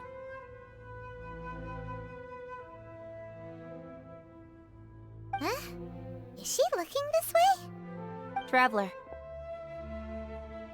Yikes! She really is looking our way! Is that the traveler who they say defeated the ancient god? So young. The Liyue Qixing always repay their debts. And as you have heard, our eyes see far and our reach is long. Name your price. You deserve that much. Whoa!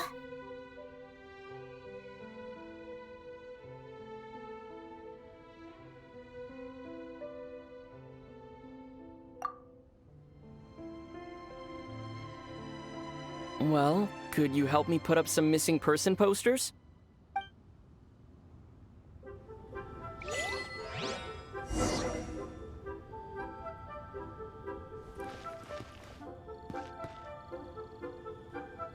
As for the mortals and Adepti of Liyue, what shape shall our relationship take from now on?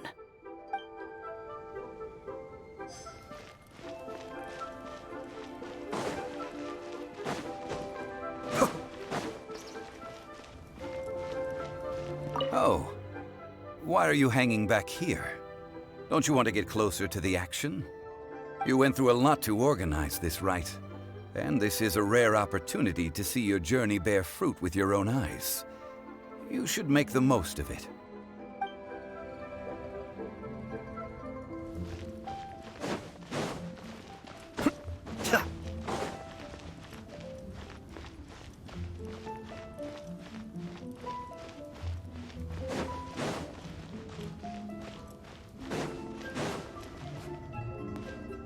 The cleanup of the premises, managing the crowds as they exit, making an account of the rite.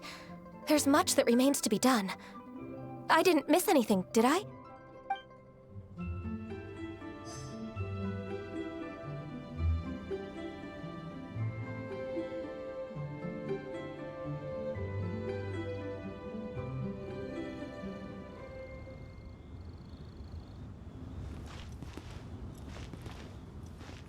Ah, Rex Lapis. Oh, Rex Lapis. Now that I think about it, if everyone's of the same mind as me, perhaps mementos for Rex Lapis might be the best short-term business opportunity.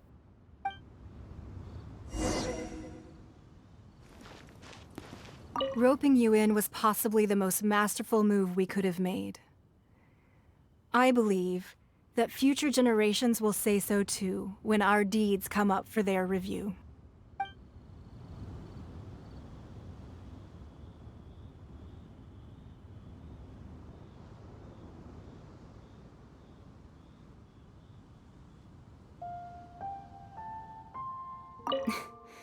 Why, were you just trying to look cool earlier, or are you really that selfless? If you were looking for someone, you could have just told me that in private.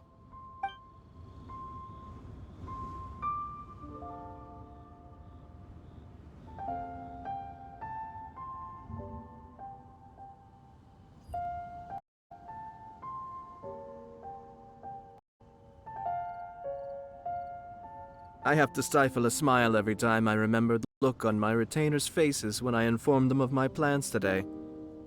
Panic-stricken, but unable to muster the courage to say anything in opposition. I think I'd put my best perfume on before coming here, thinking you'd like it. But it seems those perfumes really were meant to be offered to Rex Lapis. Well, that's fine. So rivals in love, they say. And that's 3 gone in one stroke. Hey,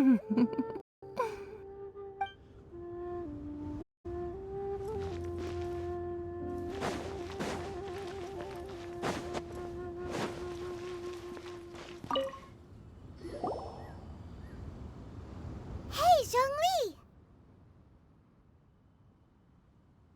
Look at this. Everyone in Liyue is caught up in their emotions, thinking that they'll never see Rex Lapis again. And here you are looking all relaxed. Why would I not feel more at ease after laying down the burden I have borne for 3,700 years? Right. If the two of you can spare the time, I should treat you to a meal at the Liyue kiosk. That sounds like big talk, Zhongli. Paimon might have believed you if you were treating us to some third-round knockout, but you'd have to pay out your nose just to stand inside Liyue kiosk. Are you sure you can afford it? You're right. I do like the Mora. As the Rex Lapis Morax, I can easily create Mora. But since I have chosen to walk this earth as the mortal Zhongli, I should abide by the same rules that mortals do. When I was journeying with you, though I still had the Gnosis in hand, I knew that I must soon retire from my role as an Archon, so I had to rehearse a little for my new life. Oh, no wonder! Paimon gets it now. You didn't look at the price tags when we were spending because you've never had to. But since you weren't used to not being able to just make more Mora as and when you wanted to, you had to try becoming a parasite to society who lives off of other people's credit. Well, we were only spending Fatui money. You don't have to say it like that. In the City of Commerce, we do not merely exchange money or goods. We also exchange knowledge, memories, and foresight, as well as positions, roles, and lives. The Archon Morax could never experience life as the true mortal Zhongli could, no matter how many times he descended to be with his people. I must thank you for that. I will treasure the memories that I made as Zhongli, traveling the streets of Liyue with you.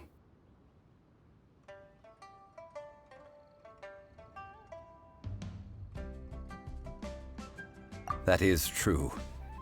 But there is no journey that does not end. No meetings without partings. Paimon thinks that we should make a move and continue our search for the Seven. I fear that continuing your journey may be difficult. The nation that neighbors Liyue by sea, Inazuma, is presently closed.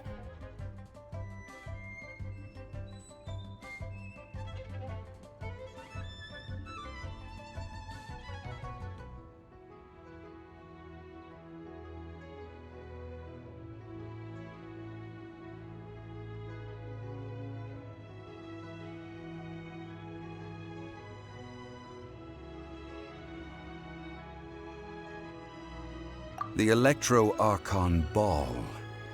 And just as the people of Liyue preferred to call me Rex Lapis, she too goes by another name among locals in Inazuma. Paimon thinks we've heard that one before. Raiden?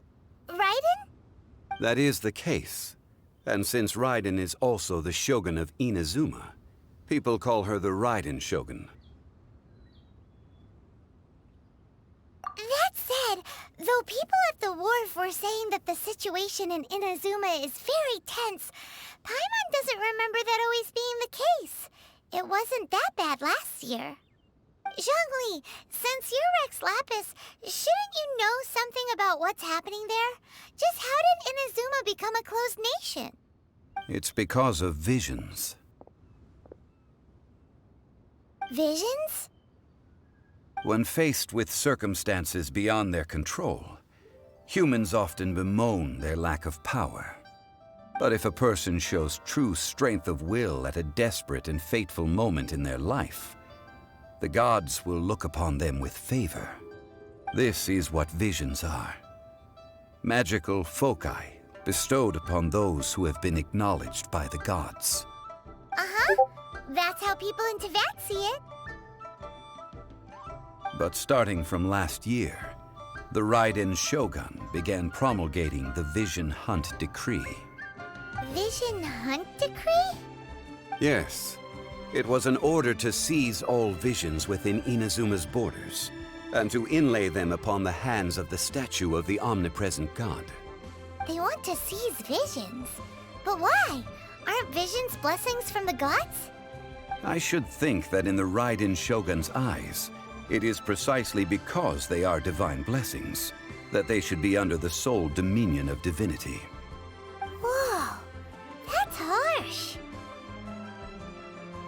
The Animo Archon is the god of freedom, and the Geo Archon is the god of contracts. For her part, the Raiden Shogun is the god of eternity. It seems as though she has finally decided to eliminate any unstable elements that could pose a threat to her eternal realm. The fact that even I, the oldest of the seven, have now passed away, will only strengthen her resolve to pursue eternity. Knowing her, she must have again quoted that adage she is most fond of when proclaiming that decree to her people. 7 ideals for 7 gods, and of these, eternity is nearest unto the heavenly principles.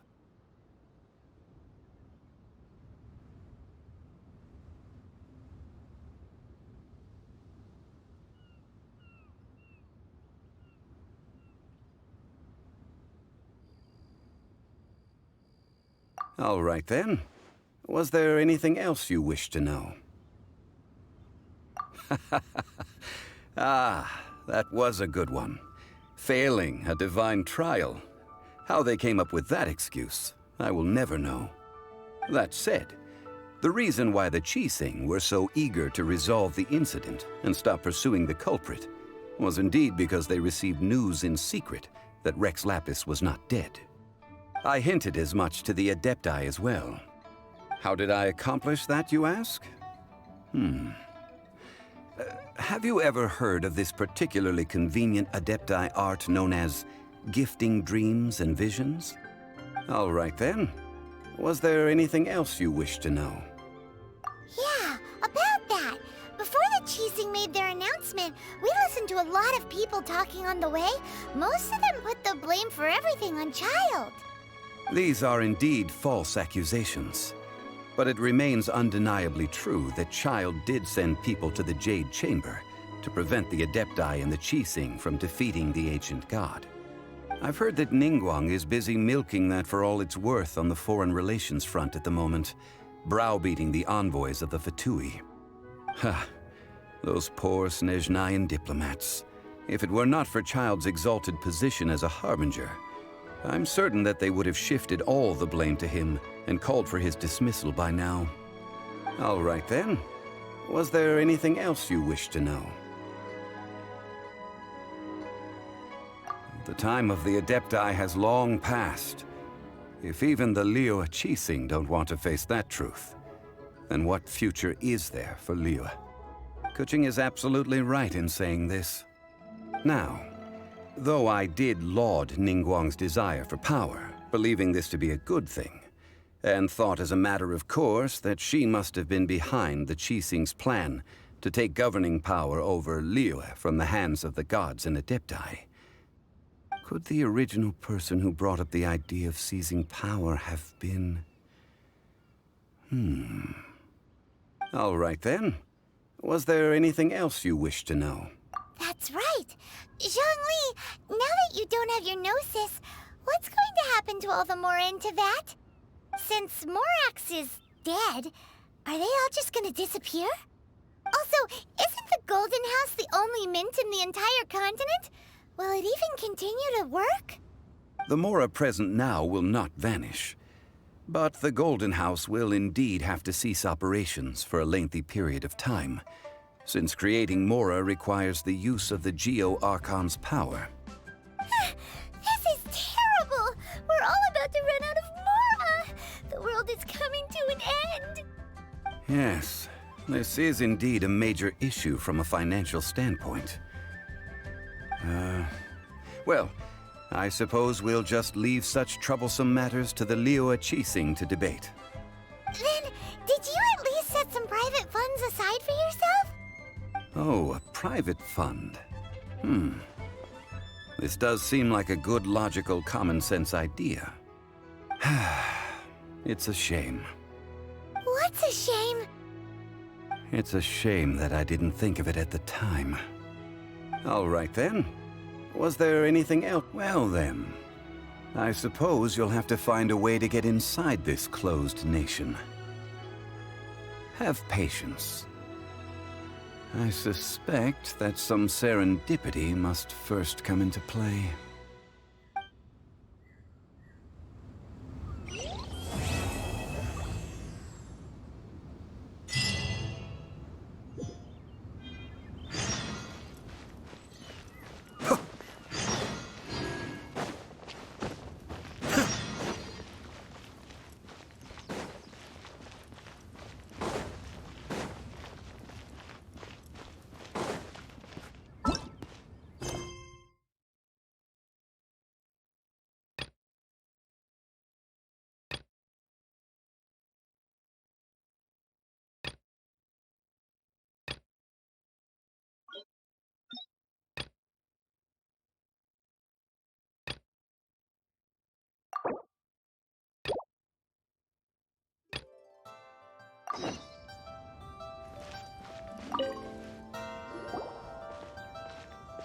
Ah, children, come, come. You've arrived at just the right moment. I've been looking for you. Oh, what is it, Granny? Need any help? Oh, no. You've done so much for Liyue Harbor already. I could hardly ask for more. In fact, my old friends and I have been putting our heads together to think of what sort of gift we might give you in return. A gift? For Paimon?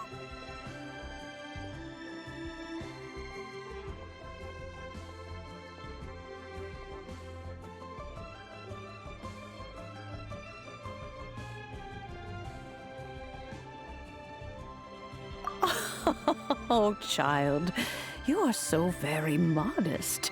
Uncommonly so, even. But you mustn't decline this gift. I simply won't allow it. When you traversed my old teapot in search of the cleansing bell, I heard your little friend mention that you often camp out in the wilds. That simply won't do, especially since I imagine you still have a very long journey ahead of you. Fortunately, I have not yet grown so old as to see my subspace creation abilities atrophy.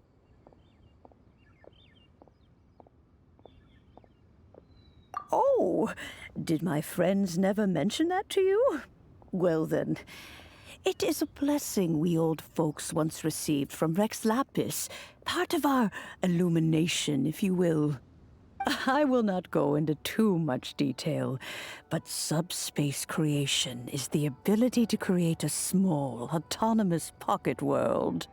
The teapot that you entered previously was a little trinket created using that ability.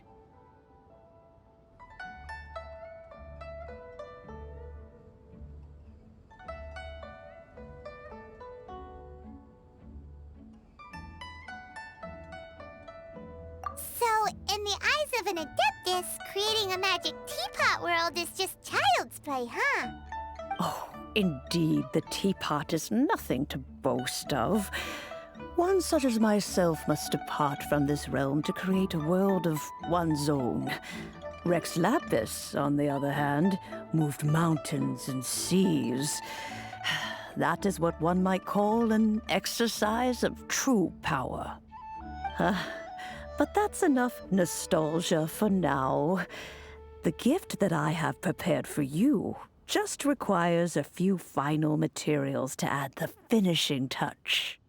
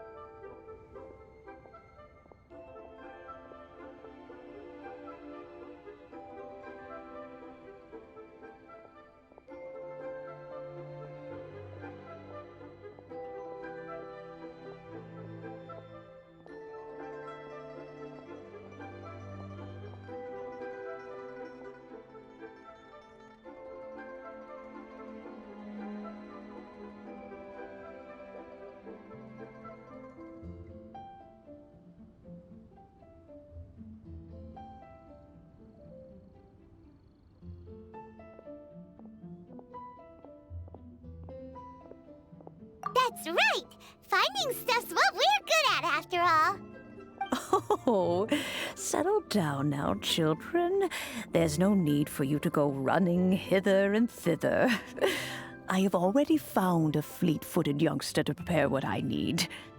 What's more, I doubt that you would know how to find the materials I am searching for. Some of them are very rare indeed these days.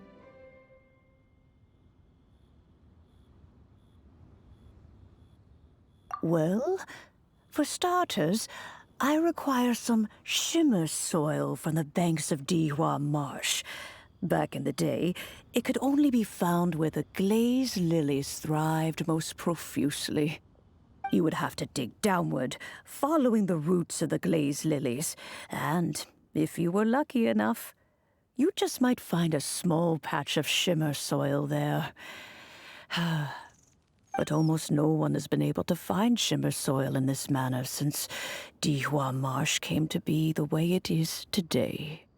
Even more difficult to find is smaragdus jadeite, which must be chiseled from the rock of the chasm. Or so it used to be. Ever since the Blackcliff Forge opened for business, they've slowly but surely stripped the mines all but completely bare of it.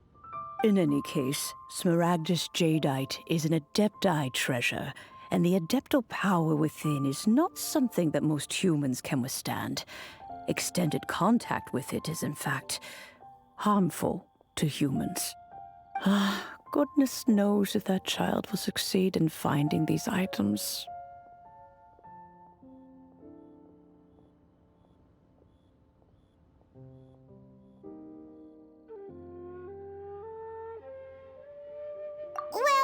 Since you're an Adeptus, Granny, the person you asked for help, they must be an Adeptus too, right? Yes. I suppose she does count as an Adeptus. She counts? How come there are so many Adepti in Liyue Harbor? We seem to bump into them all the time. It feels like even when you go out to eat, you could be sitting next to an Adeptus and never even know it. Oh, maybe so. Who can say? A fair few of my old friends are rather fond of mundane mortal life, after all. I'm back, Granny. Oh, I don't believe we've met. Ah, allow me to do the honors. This child here is Yanfei. She's the one helping run some errands for me. Yanfei, I believe you already heard of the Traveler and his traveling companion. Of course, who hasn't? Much has been written about you in the Millilith's records. You became one of Liyue's most wanted after the Millilith marked you as a suspect following the incident at the Rite of Dissension. After which, you fought off the Millilith at Julian Karst and made contact with the Fatui. Before finally defeating an ancient god together with Granny and her associates, and subsequently being cleared of any and all suspicion by the Chising. What a shame.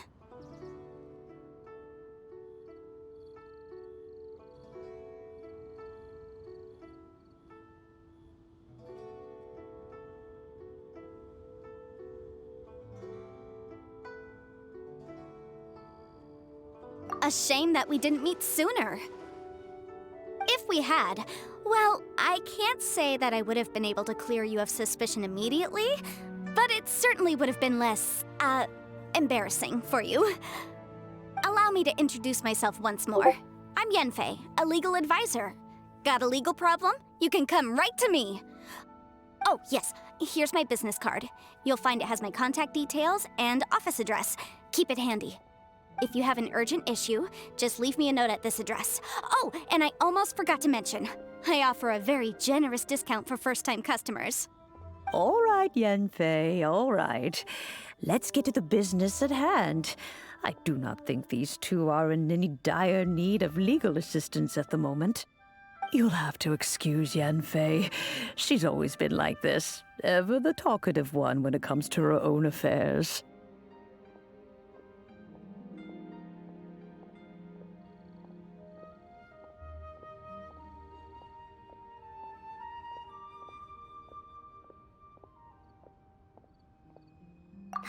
Was gonna ask the same question. You seem really different from the ones we've met before. An Adeptus? I guess. Kinda. My old man said he was one anyway. He mentioned that he once campaigned with Rex Lapis for a long old time, and then after that was all over, he went back and married my mom. They had me, and once I was all grown up, the two of them upped and left on a journey, leaving me with Granny here.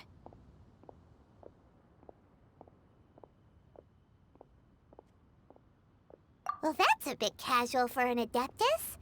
Aren't you guys supposed to sign solemn contracts to protect Liyue Harbor and all that stuff? What do you mean he just went back to get married? Well, my dad did say that he'd talked it through with Rex Lapis and that he was fine with it. Even contributed towards the wedding gift, apparently. Anyway, let's not dwell on that too much. So, Granny, I've gotten a hold of most of the stuff you asked for, except for Smaragdus Jadeite. I couldn't find any at all. Is that so? But Smaragdus Jadeite is really rather essential. Yanfei, are you sure you can't find some other way? They have helped Liyue greatly, after all. It is only right that they are duly rewarded. I know, Granny, you've told me 1,000 times already. Well, the chasm's definitely a no-go, but there's still a chance we can figure out some alternative means of procurement. Hold on a moment. Let me have a look.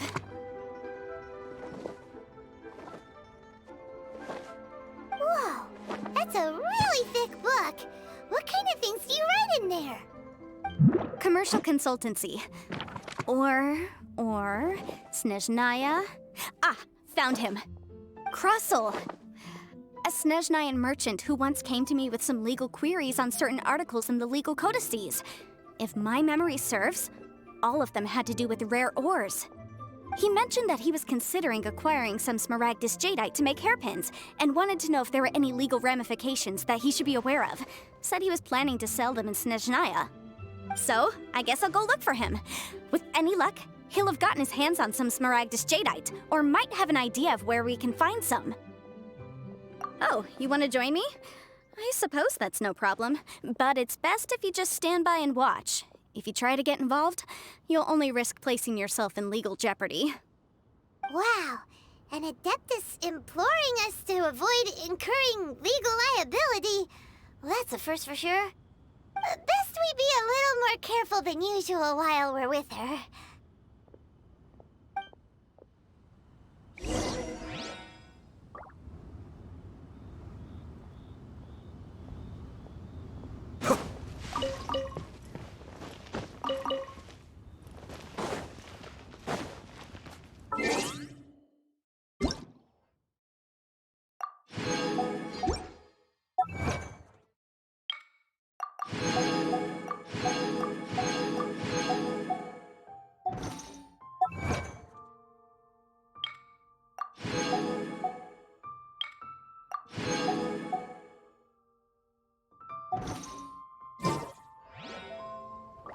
Ah.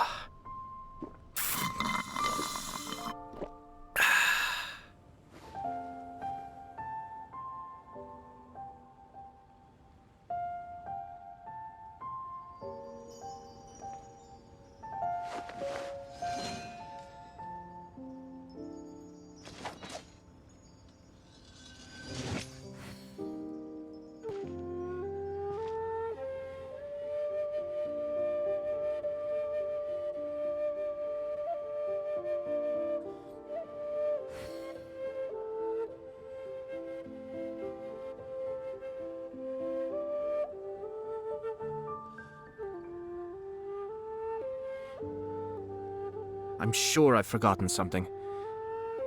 Not to worry, I'll simply send someone to fetch it. As soon as I remember what it was.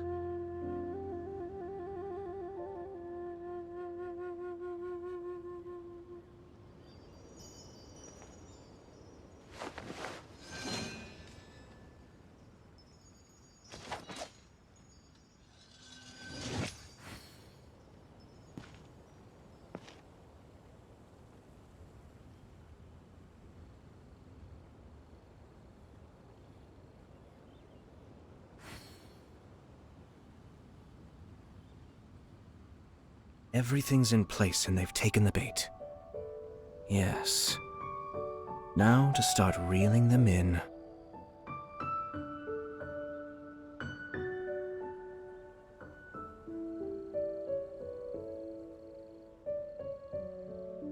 Ah.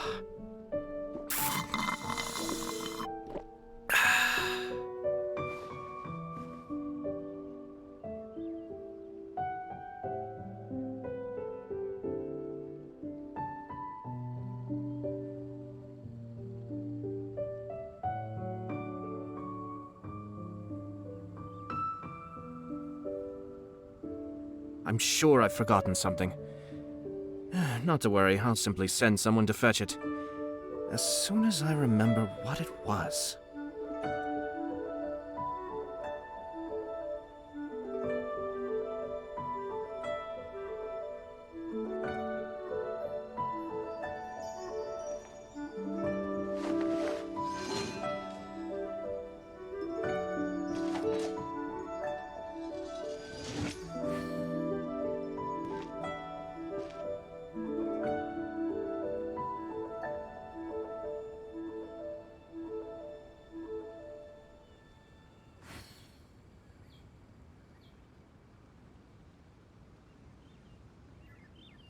I have to stifle a smile every time I remember the look on my retainers' faces when I informed them of my plans today.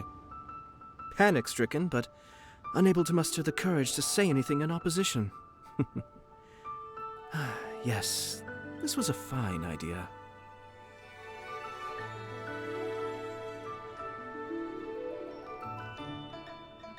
Ah.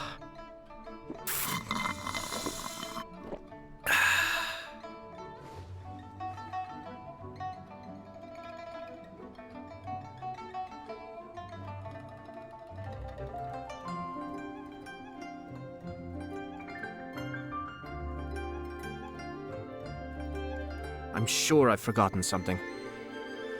Not to worry, I'll simply send someone to fetch it. As soon as I remember what it was.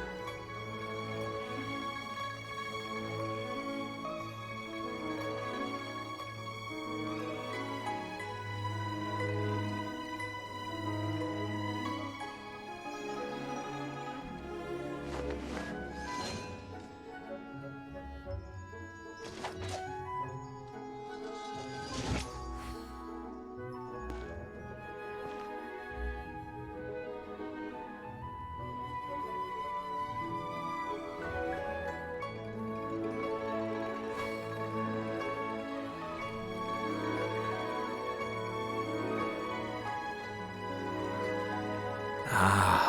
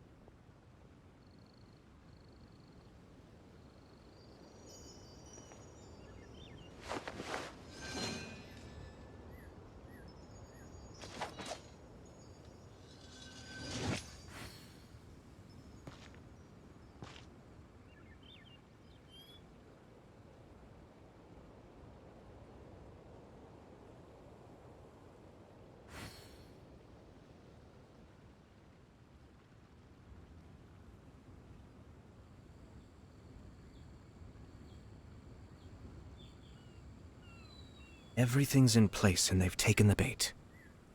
Yes. Now to start reeling them in.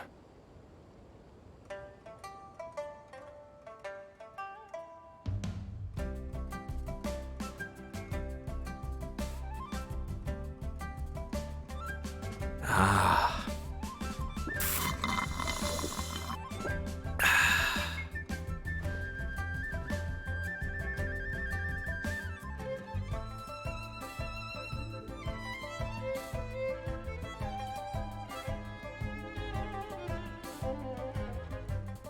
I'm sure I've forgotten something. Not to worry, I'll simply send someone to fetch it. As soon as I remember what it was.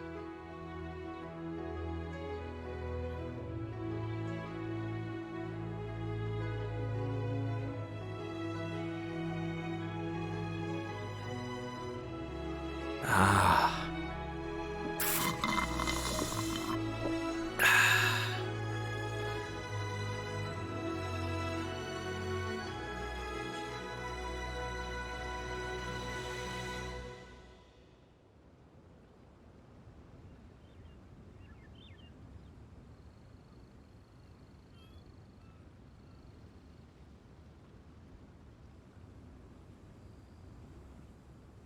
I have to stifle a smile every time I remember the look on my retainers' faces when I informed them of my plans today. Panic-stricken, but unable to muster the courage to say anything in opposition. Yes, this was a fine idea.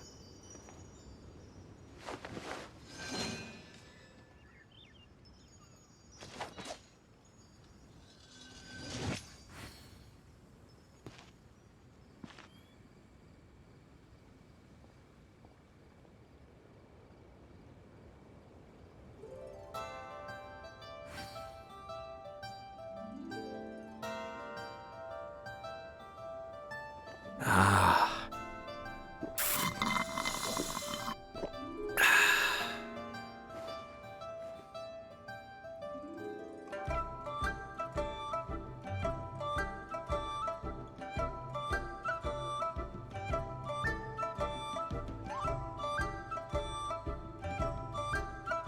Everything's in place and they've taken the bait. Yes. Now to start reeling them in.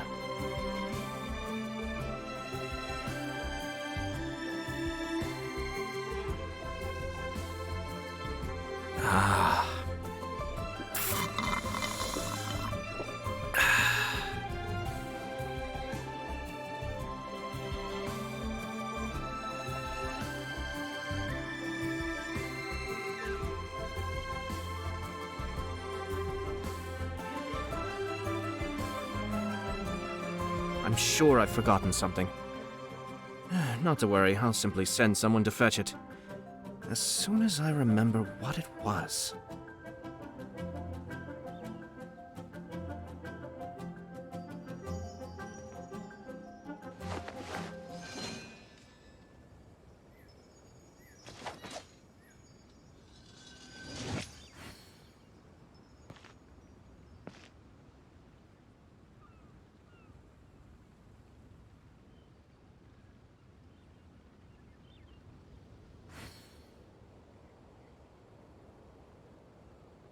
Ah.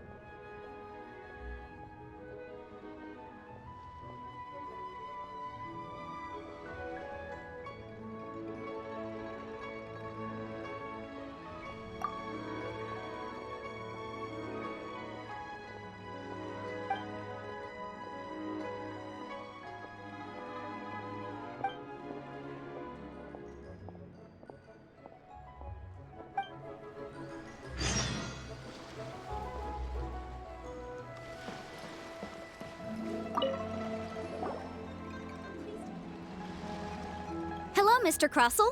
How's business been? Oh, good, very good. All thanks to your advice, Miss Yanfei. What brings you here today? You're too kind. I was simply doing my job. Now, I believe that the last time we met, you mentioned that you were looking to source some smaragdus jadeite to make hairpins. Have there been any further developments on this front? Well, yes. As a matter of fact, in the end, I did acquire a small piece of smaragdus jadeite and had it fashioned into a pair of hairpins. Miss Yanfei, might I presume that you have an interest in the hairpins? I must apologize. I've already rented them out to a lady named Zhi Qiao. If you'd like to inspect them, you may have to wait quite some time. Wait, isn't smaragdus jadeite really rare? Aren't you worried about the hairpins getting damaged or lost while they're being rented out? No, I'm not worried in the slightest, because I signed a contract with Miss Zhi Qiao before renting them to her. The contract makes it quite clear that if she loses or damages the item in question, she must compensate me for its full original value. In return, I included a clause that guarantees the smaragdus jadeite is genuine, with a penalty of 10 times the item's value payable by me to Miss... Guaranteed genuine, with 10 times the value payable if this claim is shown to be false. Yes, these terms are very clear indeed. Of course. This way, both the client and I have the assurance we need. To ensure fairness, each of us has retained an original copy of the contract.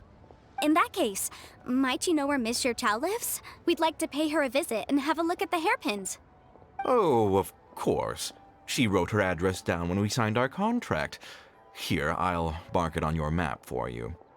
Thanks a lot, Mr. Crossell. We'll be off now.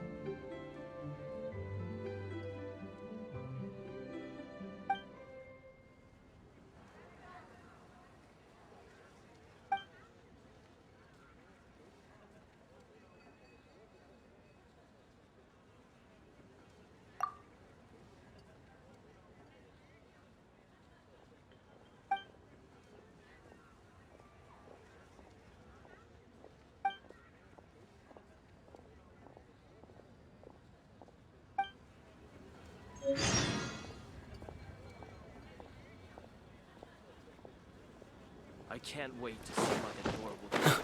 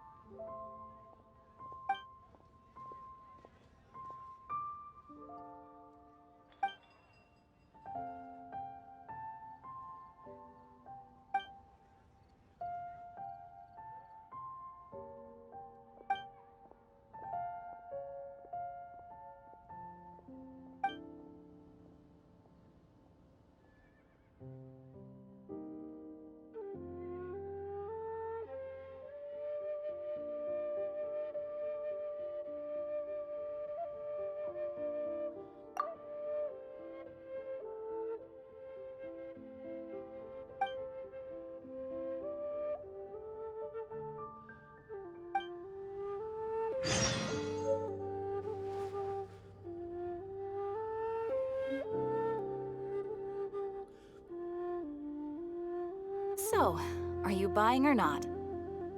I have to stifle a smile every time I remember the look on my retainers' faces when I informed them of my plans today. Panic-stricken, but unable to muster the courage to say anything in opposition. Oh, whatever shall I do?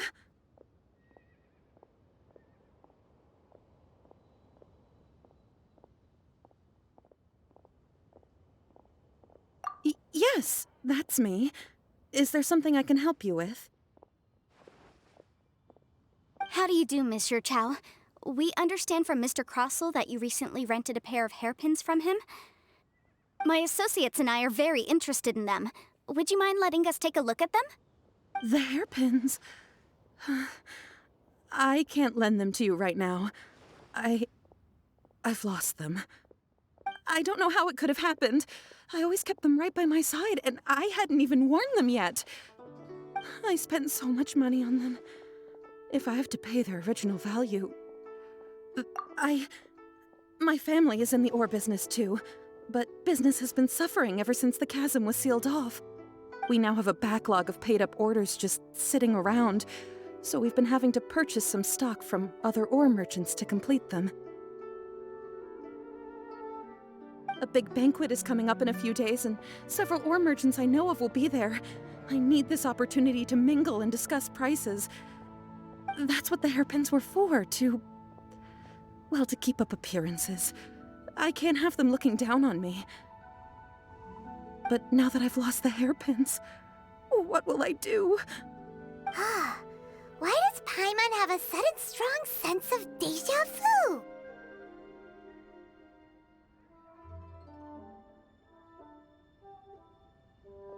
Would you really? I sent a commission to the Adventurers Guild, but I haven't heard anything back from them yet. Hold on. Don't run off looking for the hairpins just yet. Monsieur Chow, would you let me have a look at the rental contract you signed? Huh? Well, I mean, sure, I have it right here. Here you are. Let me see.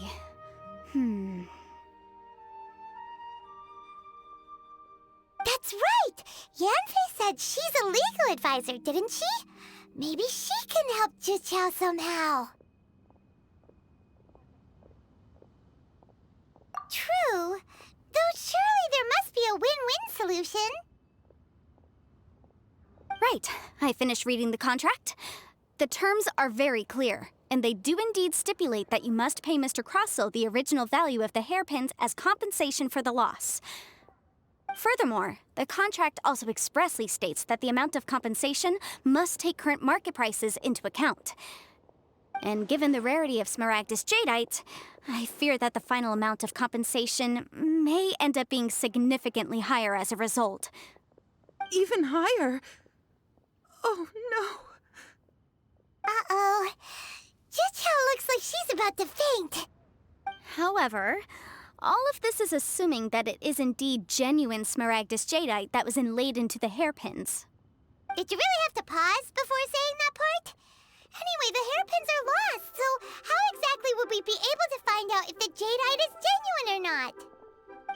you look at it, we've got to start by finding those hairpins. Except that if we found the hairpins, there'd no longer be any need to check whether the jadeite is genuine, would there? Seems right. Please. Please, Don't trouble yourselves over this. The fact is, I lost the item, and I should pay compensation per the contract.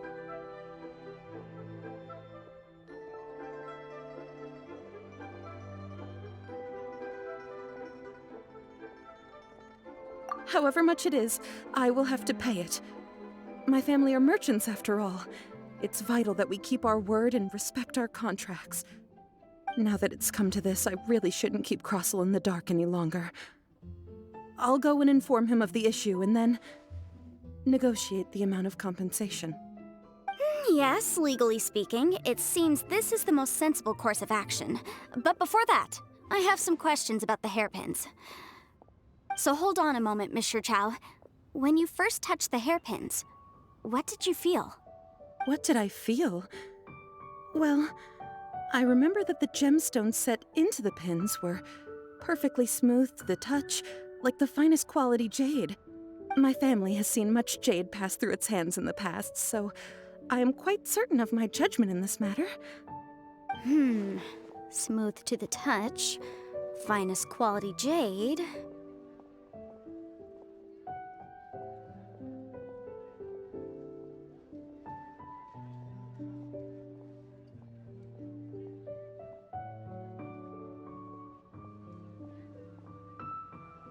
No, it's nothing. I just need to re-examine a few things. Let's head over to Mr. Crossel's.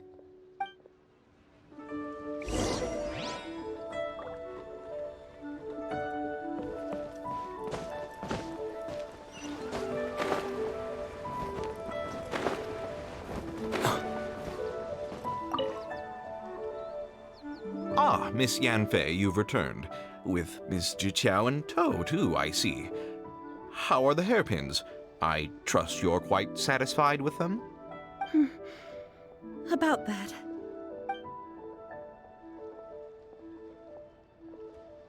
You lost them? Are you serious?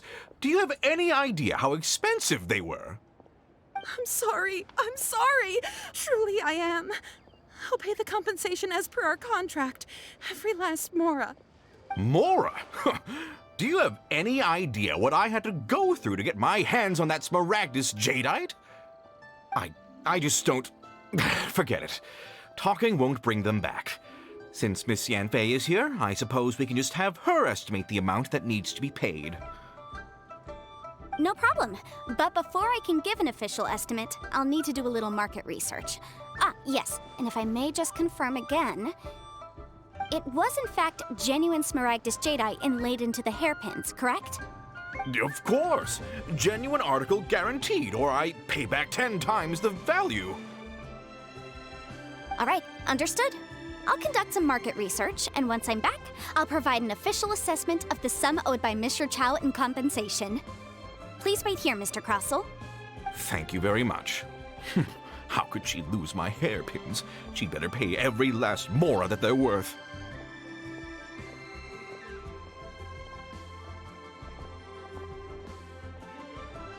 Looks like I'll have to find some way to raise that money. Please wait, Mr. Chow. I have something to discuss with you. It's not convenient to speak here, so let's find somewhere that we can sit and talk in more detail.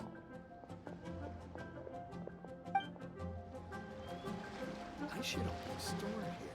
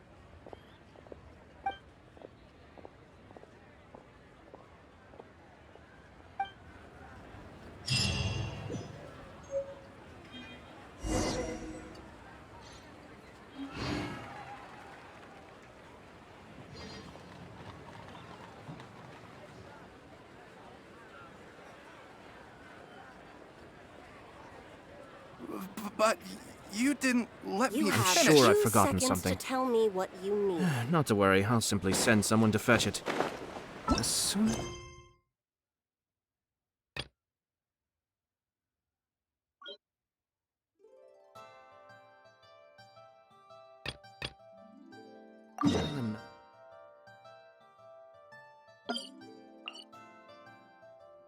What it was.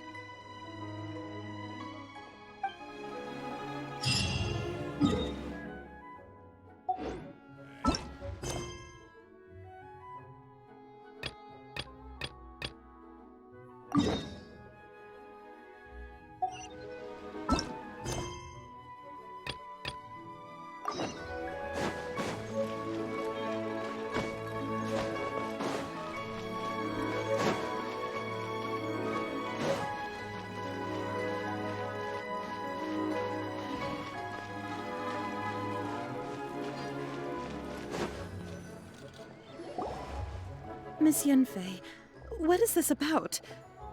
Are you here to tell me how much I owe? No.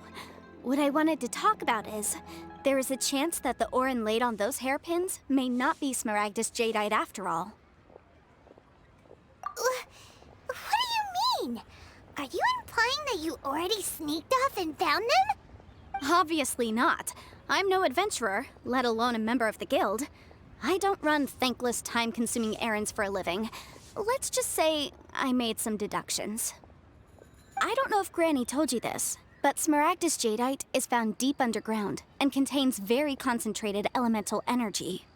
If mere mortals come into contact with it, well, they'll be sick in the best case. And in the worst case, They could even experience a dramatic change of personality. It most certainly would not be smooth to the touch. Mr. Chow, did you at any time feel unwell while the hairpins were in your possession? No, not at all. I felt perfectly fine the whole time. Not even the slightest bit unwell. I didn't feel anything special at all, in fact. Now that is strange. I noticed earlier that there were elemental traces in Mr. Crossel's vicinity. If I have deduced correctly, he may still have the Smaragdus Jadeite in his possession.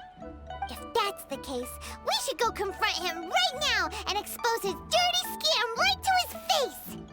Absolutely not. If we were to confront him now, there's no way he would admit to it. Eventually, he would find some argument to compel us to leave. And then, he'd throw the Smaragdus Jadeite into the sea the moment we were gone. After that, he would simply insist that Mr. Chow pay up per the contract. He would lose nothing.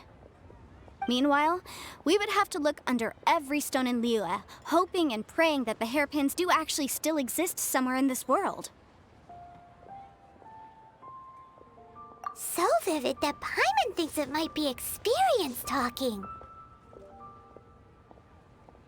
Oh, it certainly is. I've seen my fair share of situations like this, and brute force methods are certainly one way of resolving them. Fortunately, I have far more elegant solutions at my disposal. I'll share them with you in due course. Well then, since you're so experienced in dealing with problems like this, perhaps you could help me, Miss Yunfei. Oh, that won't be a problem. But first, Mr. Chow, can I ask you to please sign this contract? Huh? Does there have to be a contract for everything? Paimon can't even keep track.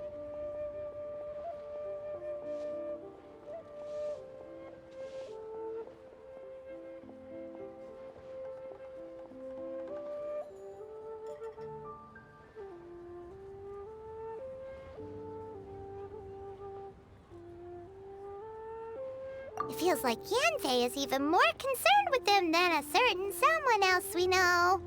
These are my formal terms of engagement. Everything prior to now has just been pro bono advice. But for me to investigate any further, I require a written contract. Any work commissioned but not bound by a contract cannot be relied upon. I understand. Then I will be glad to place this matter into your capable hands if you will take it, Miss Yunfei. No problem. Just sign here, and I'll sign too. Okay. Now write your address here, and then sign on this page as well. And I'll also need your signatures on pages 5, 7, and on the very last page. Finally, if you could just use this ink pad to make a handprint over here. This contract has so many pages. Paimon's all out of brain juice again.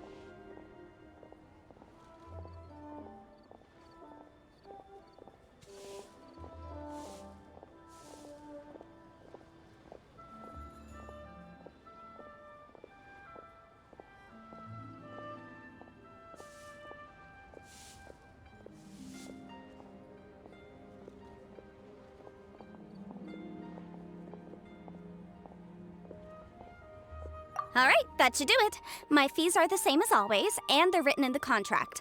Have a look through and let me know if you have any questions. I've had a read through. Everything checks out. Well then, here's your copy of the contract. I will retain the other copy.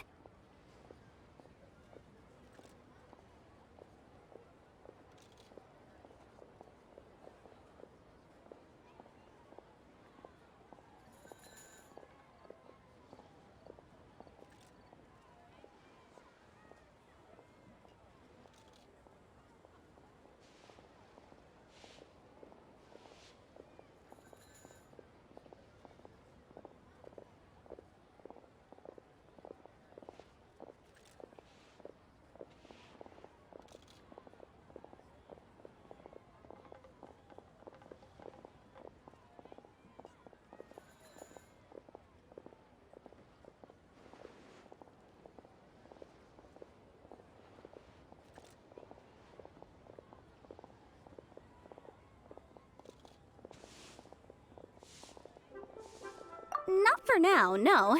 Despite how intractable this problem might sound, it will actually be quite straightforward to resolve, once we've got some things squared away. I don't believe you have been part of an investigation like this before, in which case, hopefully this should be quite the experience. Miss Yunfei, I have to ask, why are you helping me? Because, as it happens, I'm currently trying to acquire some Smaragdus Jadeite myself. I noticed strong traces of geoenergy around Mr. Crossel, so perhaps he has, in fact, secured some. Whether he actually made it into an item of jewelry or not is a separate matter, but either way, it's a lead. As long as we follow it, who knows? We might just be able to get our hands on some Smaragdus Jadeite. Also, the idea of someone abusing the law to their advantage, I won't stand for it. But again, let's not dwell on this. Let's go to... where can we find someone who processes ore?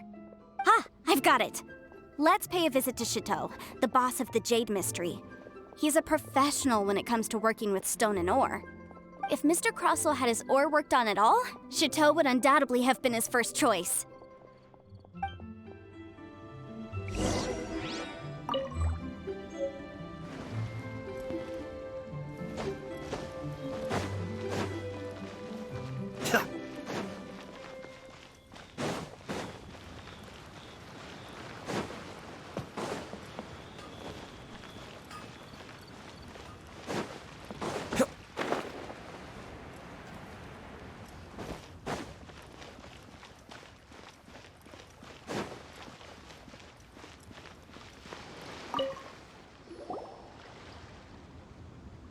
Why, hello there, honored customers. Welcome to... Oh, it's you, Miss Yanfei.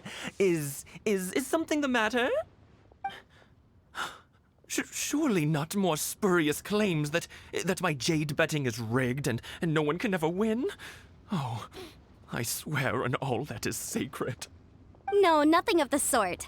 Has a Snezhnine merchant named Crossel enlisted your ore processing services recently by any chance? A Snezhnine merchant named Crossel, you say? I do remember that. He brought me a piece of ore, claiming that it was Smaragdus Jadeite. That was the first time I'd ever encountered it, so I had no way of telling if it was really Smaragdus Jadeite or not. But if a customer insists, far be it from me to contradict them. He was quite generous with his money, too, so I didn't give it too much thought. I processed the ore as per his request. Do you have any leftover debris from your work on it? Why, yes. It was my first time encountering this ore, after all, so I kept a few loose shavings to study myself later. They're right over there, in fact. Thank you, sir. We'll take a look at them.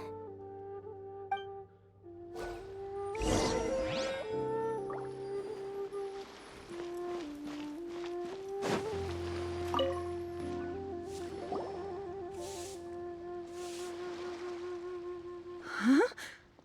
If my eyes don't deceive me, the cross-sections and patterning suggest that these are Smaragdus nephrite shavings.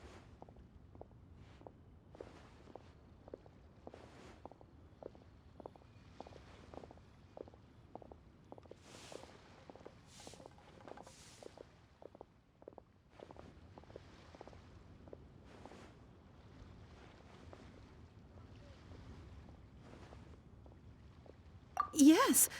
It's not particularly rare, nor is it especially valuable. It's used to make jewelry all the time. I've heard it said that Smaragdus nephrite is in fact the outer layer of Smaragdus jadeite, though no one's ever proven it. A thin layer of separation, huh? If you must see for yourself, try examining these shavings for traces of elemental energy. Smaragdus nephrite is an entirely ordinary ore, containing no elemental energy whatsoever. Is that so? Well, we might as well give elemental sight a shot. So, did you find anything? So they really are different. But wait, how come Jichao was able to tell what it was just by looking at the shards? That's pretty awesome. There's nothing special to it. It just so happens that I've come across a great many of these in my time.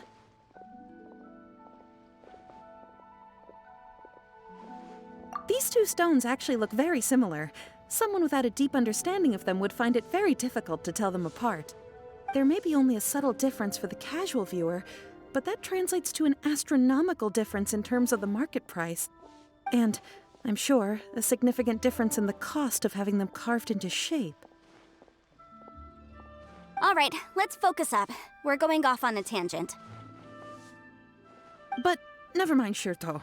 Why would Mr. Crossell... Unusual actions have unusual reasons behind them. Let's take some of these shavings back to Chateau. Try your luck betting on Jade?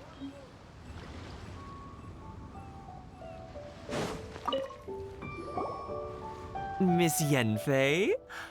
Might I be so bold as to inquire, If you could just confirm for me once more, sir. Mr. Crossell did indeed claim that the ore he brought to your store was in fact Smaragdus jadeite, did he not? Yes, that's right. I still have a record of the job with me, in fact. Here. It says quite clearly, 1 chunk Smaragdus jadeite, uncut. Then I have no further questions. But could I borrow the processing record and these stone shavings? Of course. But might I ask why you need them? Oh, I have my reasons. Ah, yes. Please sign here on this affidavit. This document shall serve as signed proof that these stone shavings originated from the, ore that Mr. Crossell brought to your store. Please read it carefully. Yes, I see. Forgive me for asking again, Miss Yanfei, but might I know the nature of the incident on this occasion? I wouldn't say there's been an incident, just a minor issue. Thank you, sir. I'll take these with me. With this hard evidence to back us up, Crossell won't dare try to deny what he did. On the contrary, this is far from sufficient to build a case. We need to find something a little more compelling. If you want to make jewelry, you need a professional jewelsmith. Let me think. Jewelry. Nope. Aha! Got it! Singxi. She often helps people to find a jewelsmith. Let's go pay her a visit. Well, that was quick. How come you know so many people? Because lots of people come to me for legal advice every day. As you know, Liyue Harbor is the city of contracts. And contracts, well, I should say laws, are very important to us. But the amendments made by the Tianquan to our laws are unnecessarily complicated. How can I put this? It just seems like they're hard to understand and impossible to finish. As such, legal advisors like myself provide quite the popular service indeed. So you help them make sense of the law. But didn't you say that it's hard to understand and impossible to finish? Yes, well, that's no obstacle because I've memorized all the legal codices. You memorized them? You sound surprised. Knowing the law inside out is a legal advisor's bread and butter, you know? Oh, this has nothing to do with being an adeptus. I just like reading things. Again, with that casual tone. Well, that's that then. Let's go look for Singxi.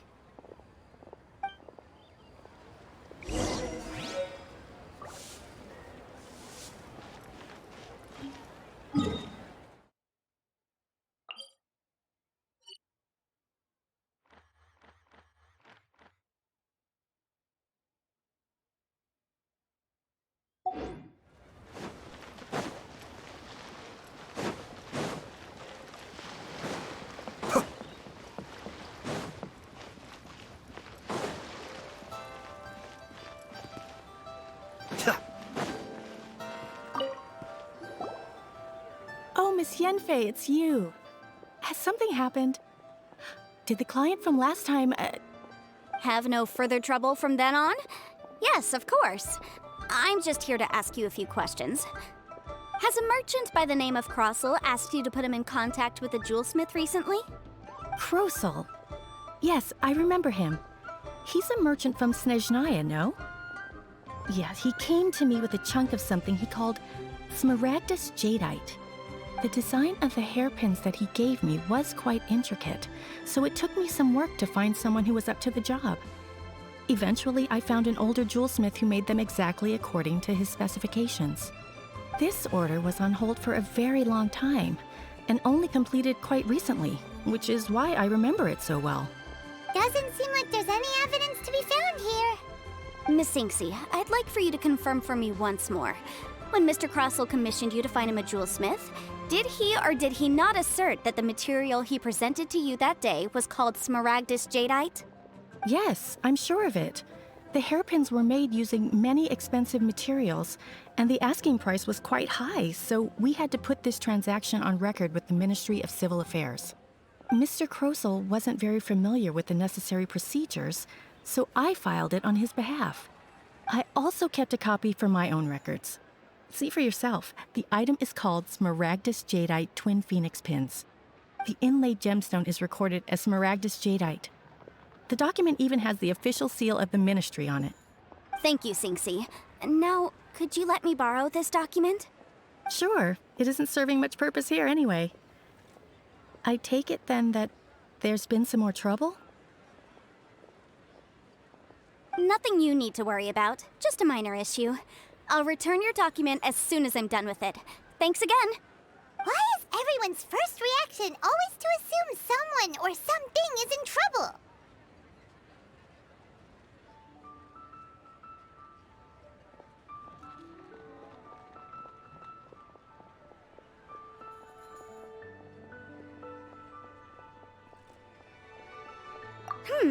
I believe we have almost all the evidence we need. We just need to make one last trip. Let's go to Boo Boo Pharmacy to speak with Dr. Baizhu.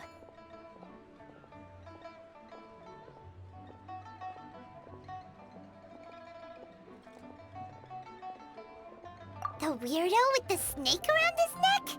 What do you want to speak to him for? Because only he can provide an authoritative statement confirming that Smaragdus Jadeite is harmful to the human body. Once we have this final piece of evidence in our hands, we can wrap this case up.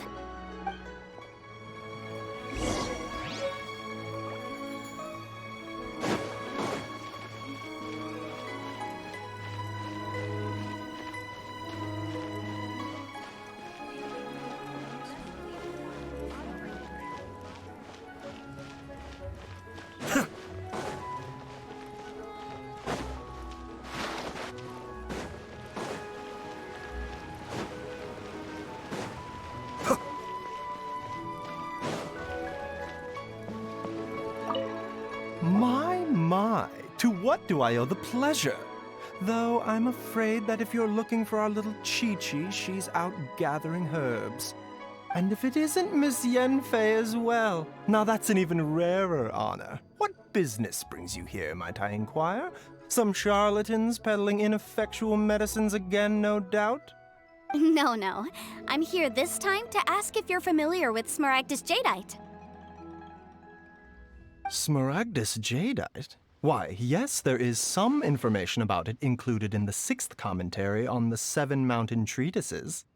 The 7 Mountain Treatises states that this substance springs forth from stone marrow within the mountains, and will bring disaster to any mere mortals who touch it.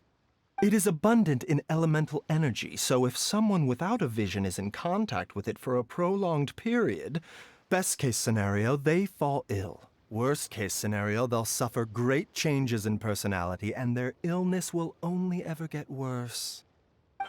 Anyway, I'm sure you didn't come all this way just to chit-chat.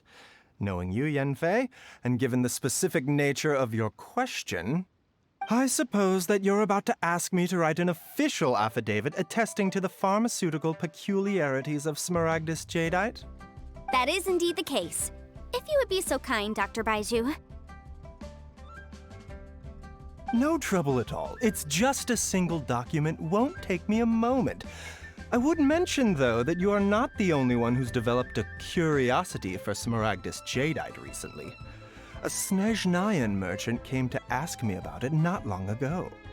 But after I gave him my reply, his expression shifted to one of remarkable disappointment. I wonder, Miss Yanfei, if your pressing business might be related to this Snezhnayan merchant? Ah, you needn't concern yourself about that, Dr. Baizhu. Thank you for penning us that document. I'll make sure to compensate you in due course. You're too kind. Take care now.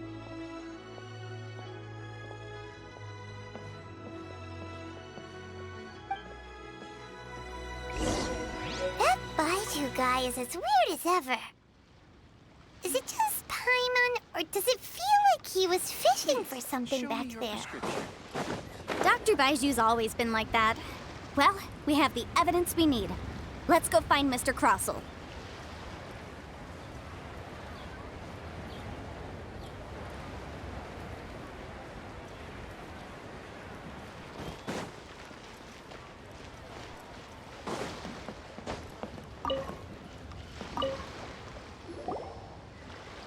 Miss Yanfei, have you finished your investigation? I trust you will now be in a position to assess the compensation due. Yes, my investigation is indeed concluded. I can now provide a final figure for the amount payable. Wonderful. Well then, please, could you do the honors, Miss Yanfei? Of course.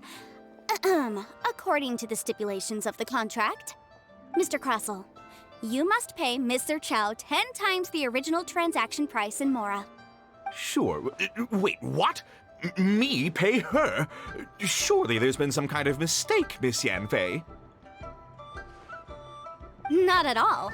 According to my investigations and the material evidence that we've gathered, the substance claimed to be Smaragdus jadeite that was inlaid within the Smaragdus jadeite twin phoenix pins that you rented out to Mr. Chow was, in fact, Smaragdus nephrite.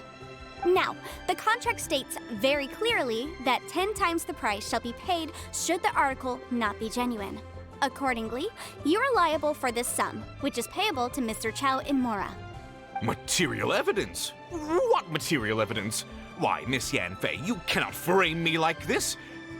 I spent a huge sum to obtain that Smaragdus jadeite, and yet you claim that the ore inlaid on the hairpins is somehow fake? I demand to see your evidence. Indeed. Only a testimony from an expert witness involved in the processing of the ore can serve as an authoritative assessment of whether it is genuine. Traveler, please produce the evidence in question.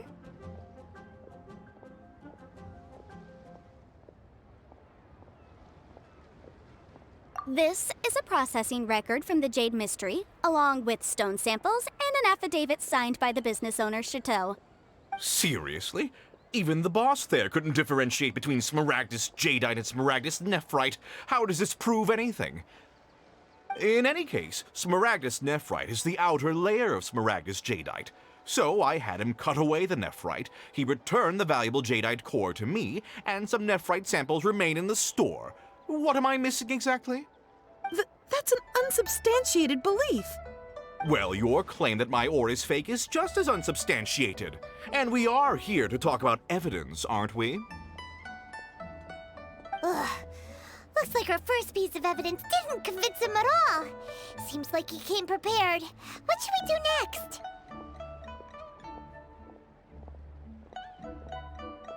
Hard evidence, something legally binding. We have just the thing. Show him, Traveler.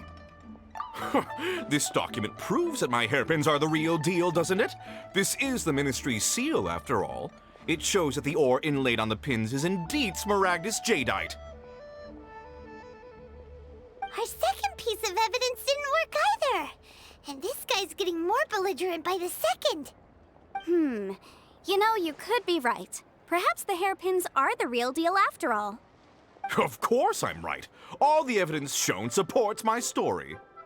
Well, hang on a moment now, because I do recall one final piece of evidence that we haven't revealed yet. Traveler, would you do the honors? This shall serve as decisive proof of our case. What's this? Smaragdus jadeite springs forth from stone marrow within the mountains and will bring disaster to any mere mortals who touch it. Sustained contact with Smaragdus jadeite over a prolonged period will, in less serious cases, cause a mild malady, while in serious cases, the patient may suffer a dramatic change of personality and fall seriously ill. Mr. Crossell, were you aware of these peculiar properties of Smaragdus jadeite? I had no idea. No idea, you say? I'd guessed as much. But for you to have rented out such a dangerous item, I'm afraid that this falls outside the scope of my work, but within that of the Ministry of Civil Affairs. However, I'm sure that the Ministry will be relatively lenient considering that, as you say, you were ignorant of the danger you posed. Don't worry, Mr. Crossell. I will make sure that all the evidence presented here will be handed over to the Ministry. I trust that you'll give them your full cooperation in their investigations. What? Wait! I knew. Oh, so you knew? Oh, dear Mr. Crossell. But if you knew of Smaragdus jadeite's dangerous properties beforehand, why would you...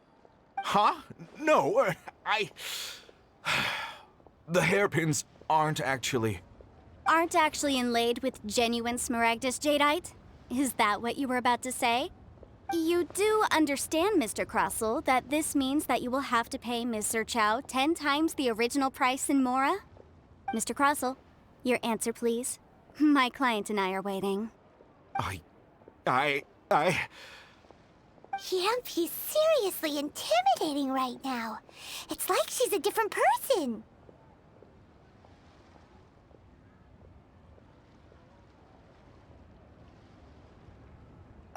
I admit it.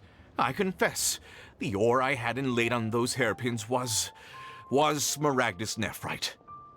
But I'm a victim in all of this too. I invested a great deal of time and money into acquiring that small amount of Smaragdus jadeite in the hopes of turning it into a piece of jewelry that would fetch a fine price. But after receiving it and carrying it around for a few days, I started to feel extreme discomfort. I couldn't sleep a wink or eat a single bite. I was in a constant state of agitation, too. I went to Boo Boo Pharmacy to get myself checked out, only to discover that this sort of stone cannot be worn as jewelry. But how could I let all that money go to waste? That's why I had another pair of hairpins made from Smaragdus nephrite, which is almost indistinguishable from Smaragdus jadeite. I kept the real Smaragdus jadeite in a specially made box. I daren't touch it again. I was worried that someone would see through it, which is why I only dared to rent them out, not sell them. And then to top it all off, Zhiqiao lost the hairpins after I rented them out to her.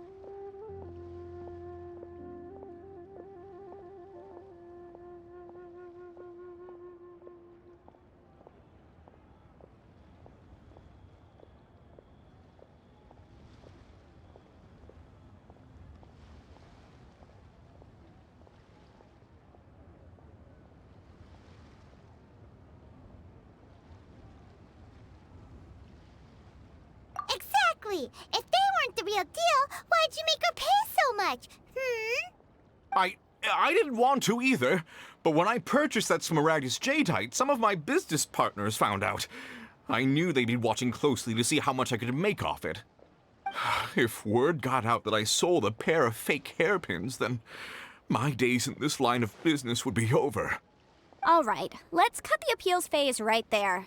I failed to see what bearing any of this has on your transaction with my client. According to the contract, you must pay Mr. Chow 10 times the original price in Mora, and that is final. 10 times? Crossell looks like he could faint any second. As for me, according to my contract with Mr. Chow, 20% of that sum will go to me. 20%? That's as much as I spent on that Smaragdus jadeite. There's no need. It's fine. You don't have to pay me that much, Mora. Even if the Smaragdus jadeite on those hairpins was fake, I still bear responsibility for losing them. Legally or not, I think I owe some compensation for that. Ms. Zhiqiao, you... However, Mr. Crossell, Since you have no use for that chunk of Smaragdus jadeite, why don't you give it to me instead? I'll consider us even. What? But all right then. This cursed rock's brought me enough grief as it is. Miss Yunfei, I'll turn this Smaragdus jadeite over to you. I trust that it will suffice as remuneration? Well, that's not quite how the rules say this should go. But whatever. It'll do. Thanks so much for your help this time, Miss Yunfei. When you have the time, I'll be sure to visit and express my thanks more appropriately. Oh, come on. No need to stand on ceremony. Now, if... Well, yes, I believe we have. Well then, that's good. Mr. Crossell, it seems that my client has no further claims against you. Is that so? That's good. That's good. Actually, Mr. Crossell, I'd like to talk business for a second, if I may. I could see from the hairpins you produce that you're very skilled in jewelry design. My family, on the other hand, works in the ore business, and we have a fair stock of fine ores. If we could join forces, your jewelry designs and our choice ores, I think we could do some fine business between us. Let me think for a moment.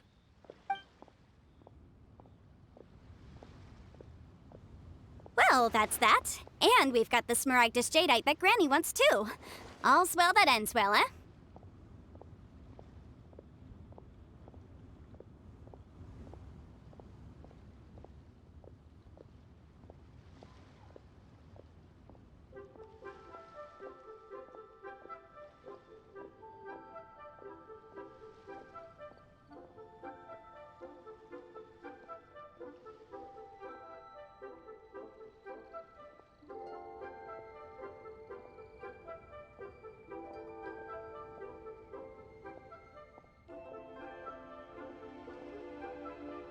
Exactly. Usually when someone tells us they've lost something, we end up searching all over the place for it. But this time, you managed to solve the problem with just a big stack of documents. Even though the solution didn't involve actually finding the hairpins. The right solution depends on your perspective on the problem. The objective of my client, Mr. Chow, was to reduce her liability to pay compensation. So, rather than looking high and low for some hairpins, proving that the rented item was nowhere near worth what the vendor had claimed it to be was the more efficient solution.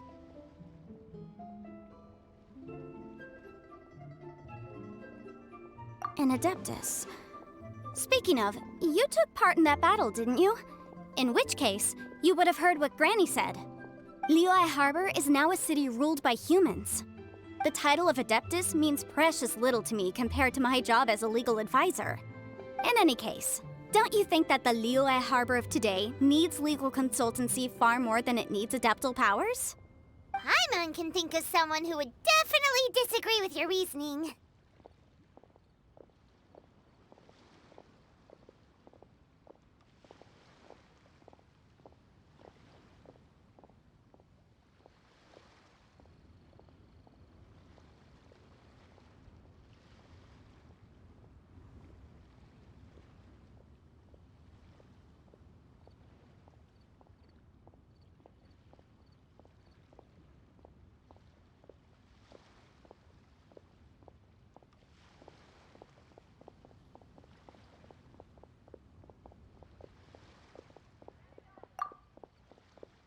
Well, since we got what we came for, it's time to pay Granny a visit. I bet she's been on tenterhooks for a while now.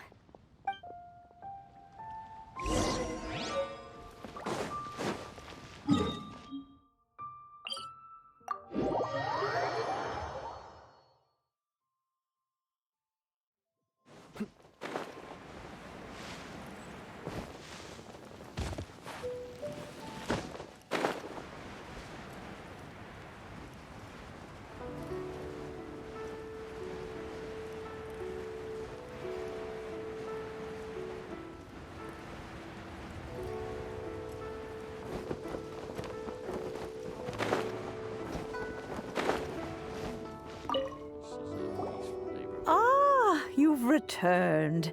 How did it go? Were you able to find the smaragd? Good, good. Then we have all the materials we need.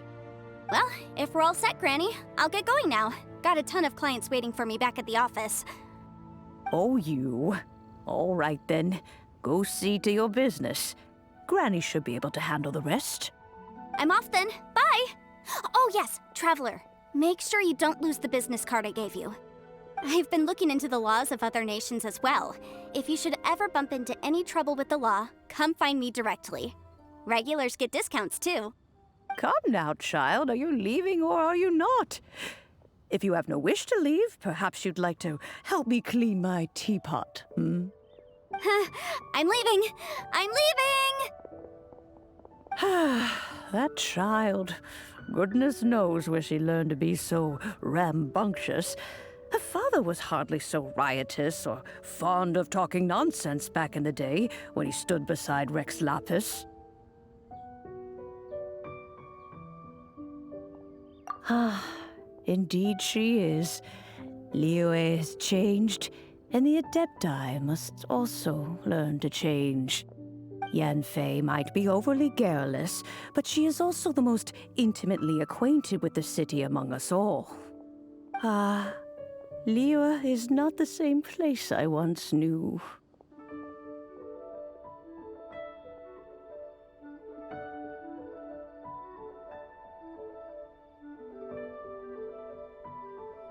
All right, then. Let us speak of this no more. Back on topic. I believe that I still owe you a little gift. Ooh, Paimon's so excited! How is it made?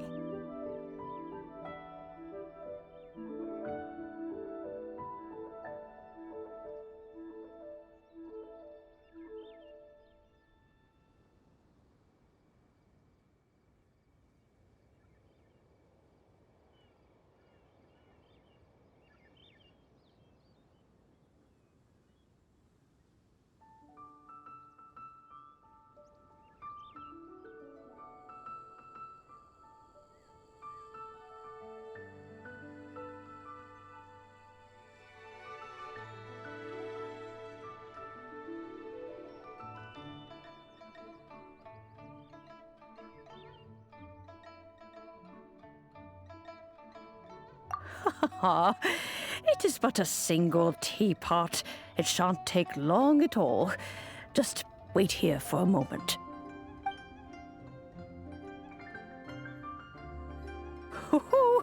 There we go. This Serenity pot is all yours now. Hold it firmly. If you were to drop it, oh goodness, who knows what might happen. Take these blueprints with you as well.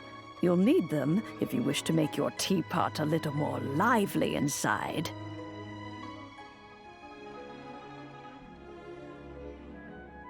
Wait a minute, Granny! How exactly are we supposed to use this teapot? Oh, you needn't worry about that. I've already arranged for a certain little helper to await you within this teapot. She will explain everything you need to know about it.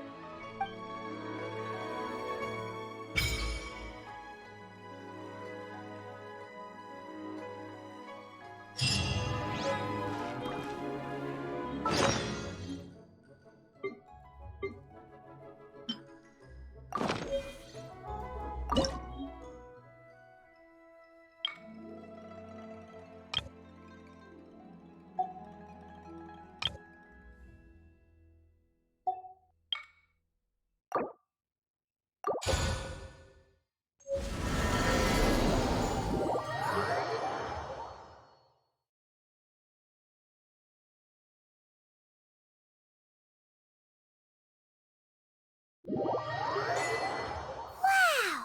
This teapot seems even bigger inside than Madame Ping's! There's even a great big house in the middle, too! Huh. But there's just a whole load of nothing around it.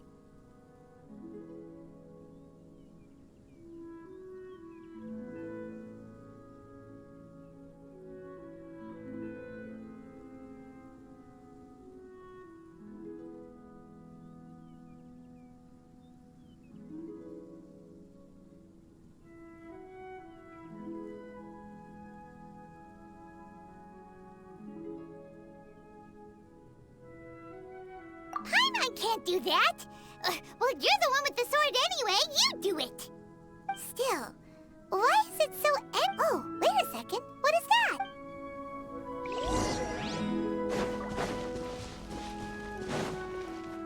Well, it seems that we have a visitor. Oh! Ah! It's Tubby! From a distance, Paimon thought it was just a huge finch. So you're the little helper Madam Ping mentioned? Madam Ping? Oh, you must mean Ping. Yes, she did summon me here. She told me much about you. You know, back when we met in the Mondstadt Tavern, I had a feeling that we would meet again. It seems I was right, but it's still a nice surprise to meet you here. You may leave all matters regarding the upkeep of this realm to me. Your journey may be far from over. Though it is the Adepti who create realms such as this, they generally do not have the time of day to attend to the banal matter of their maintenance. Thus, we teapot spirits were created to help guard their realms and manage their affairs. You may consider me a butler, if you will. Now, allow me to explain this realm to you. Have you any blueprints on you? Specifically, blueprints with beautiful rooms, chairs, and the like. As long as you have a blueprint, you can refashion this realm however you please. Blueprints? Oh, that's right! Granny handed us some when she gave us the teapot, didn't she? Let's take them out and have a look.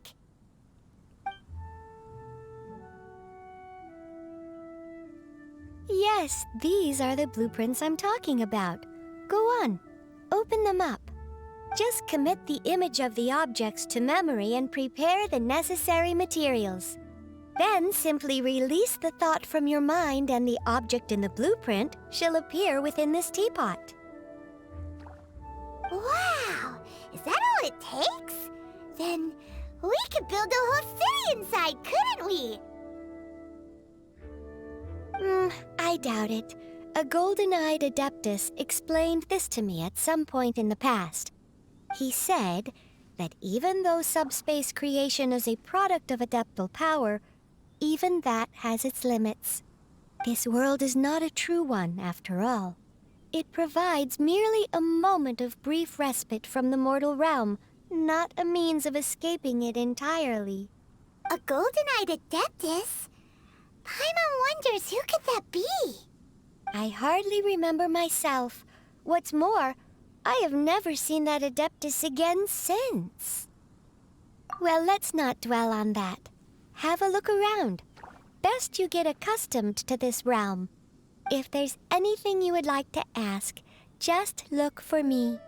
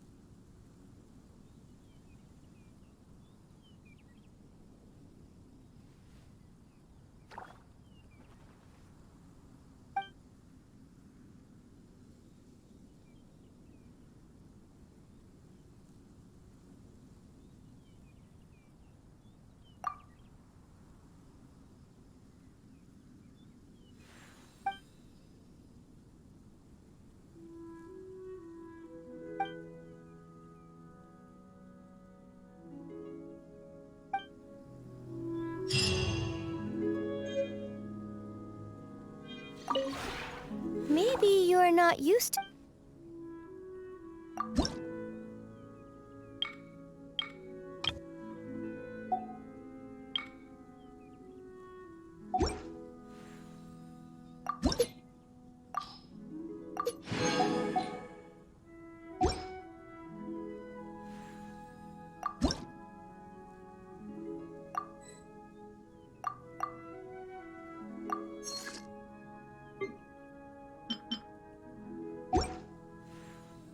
If you ever had...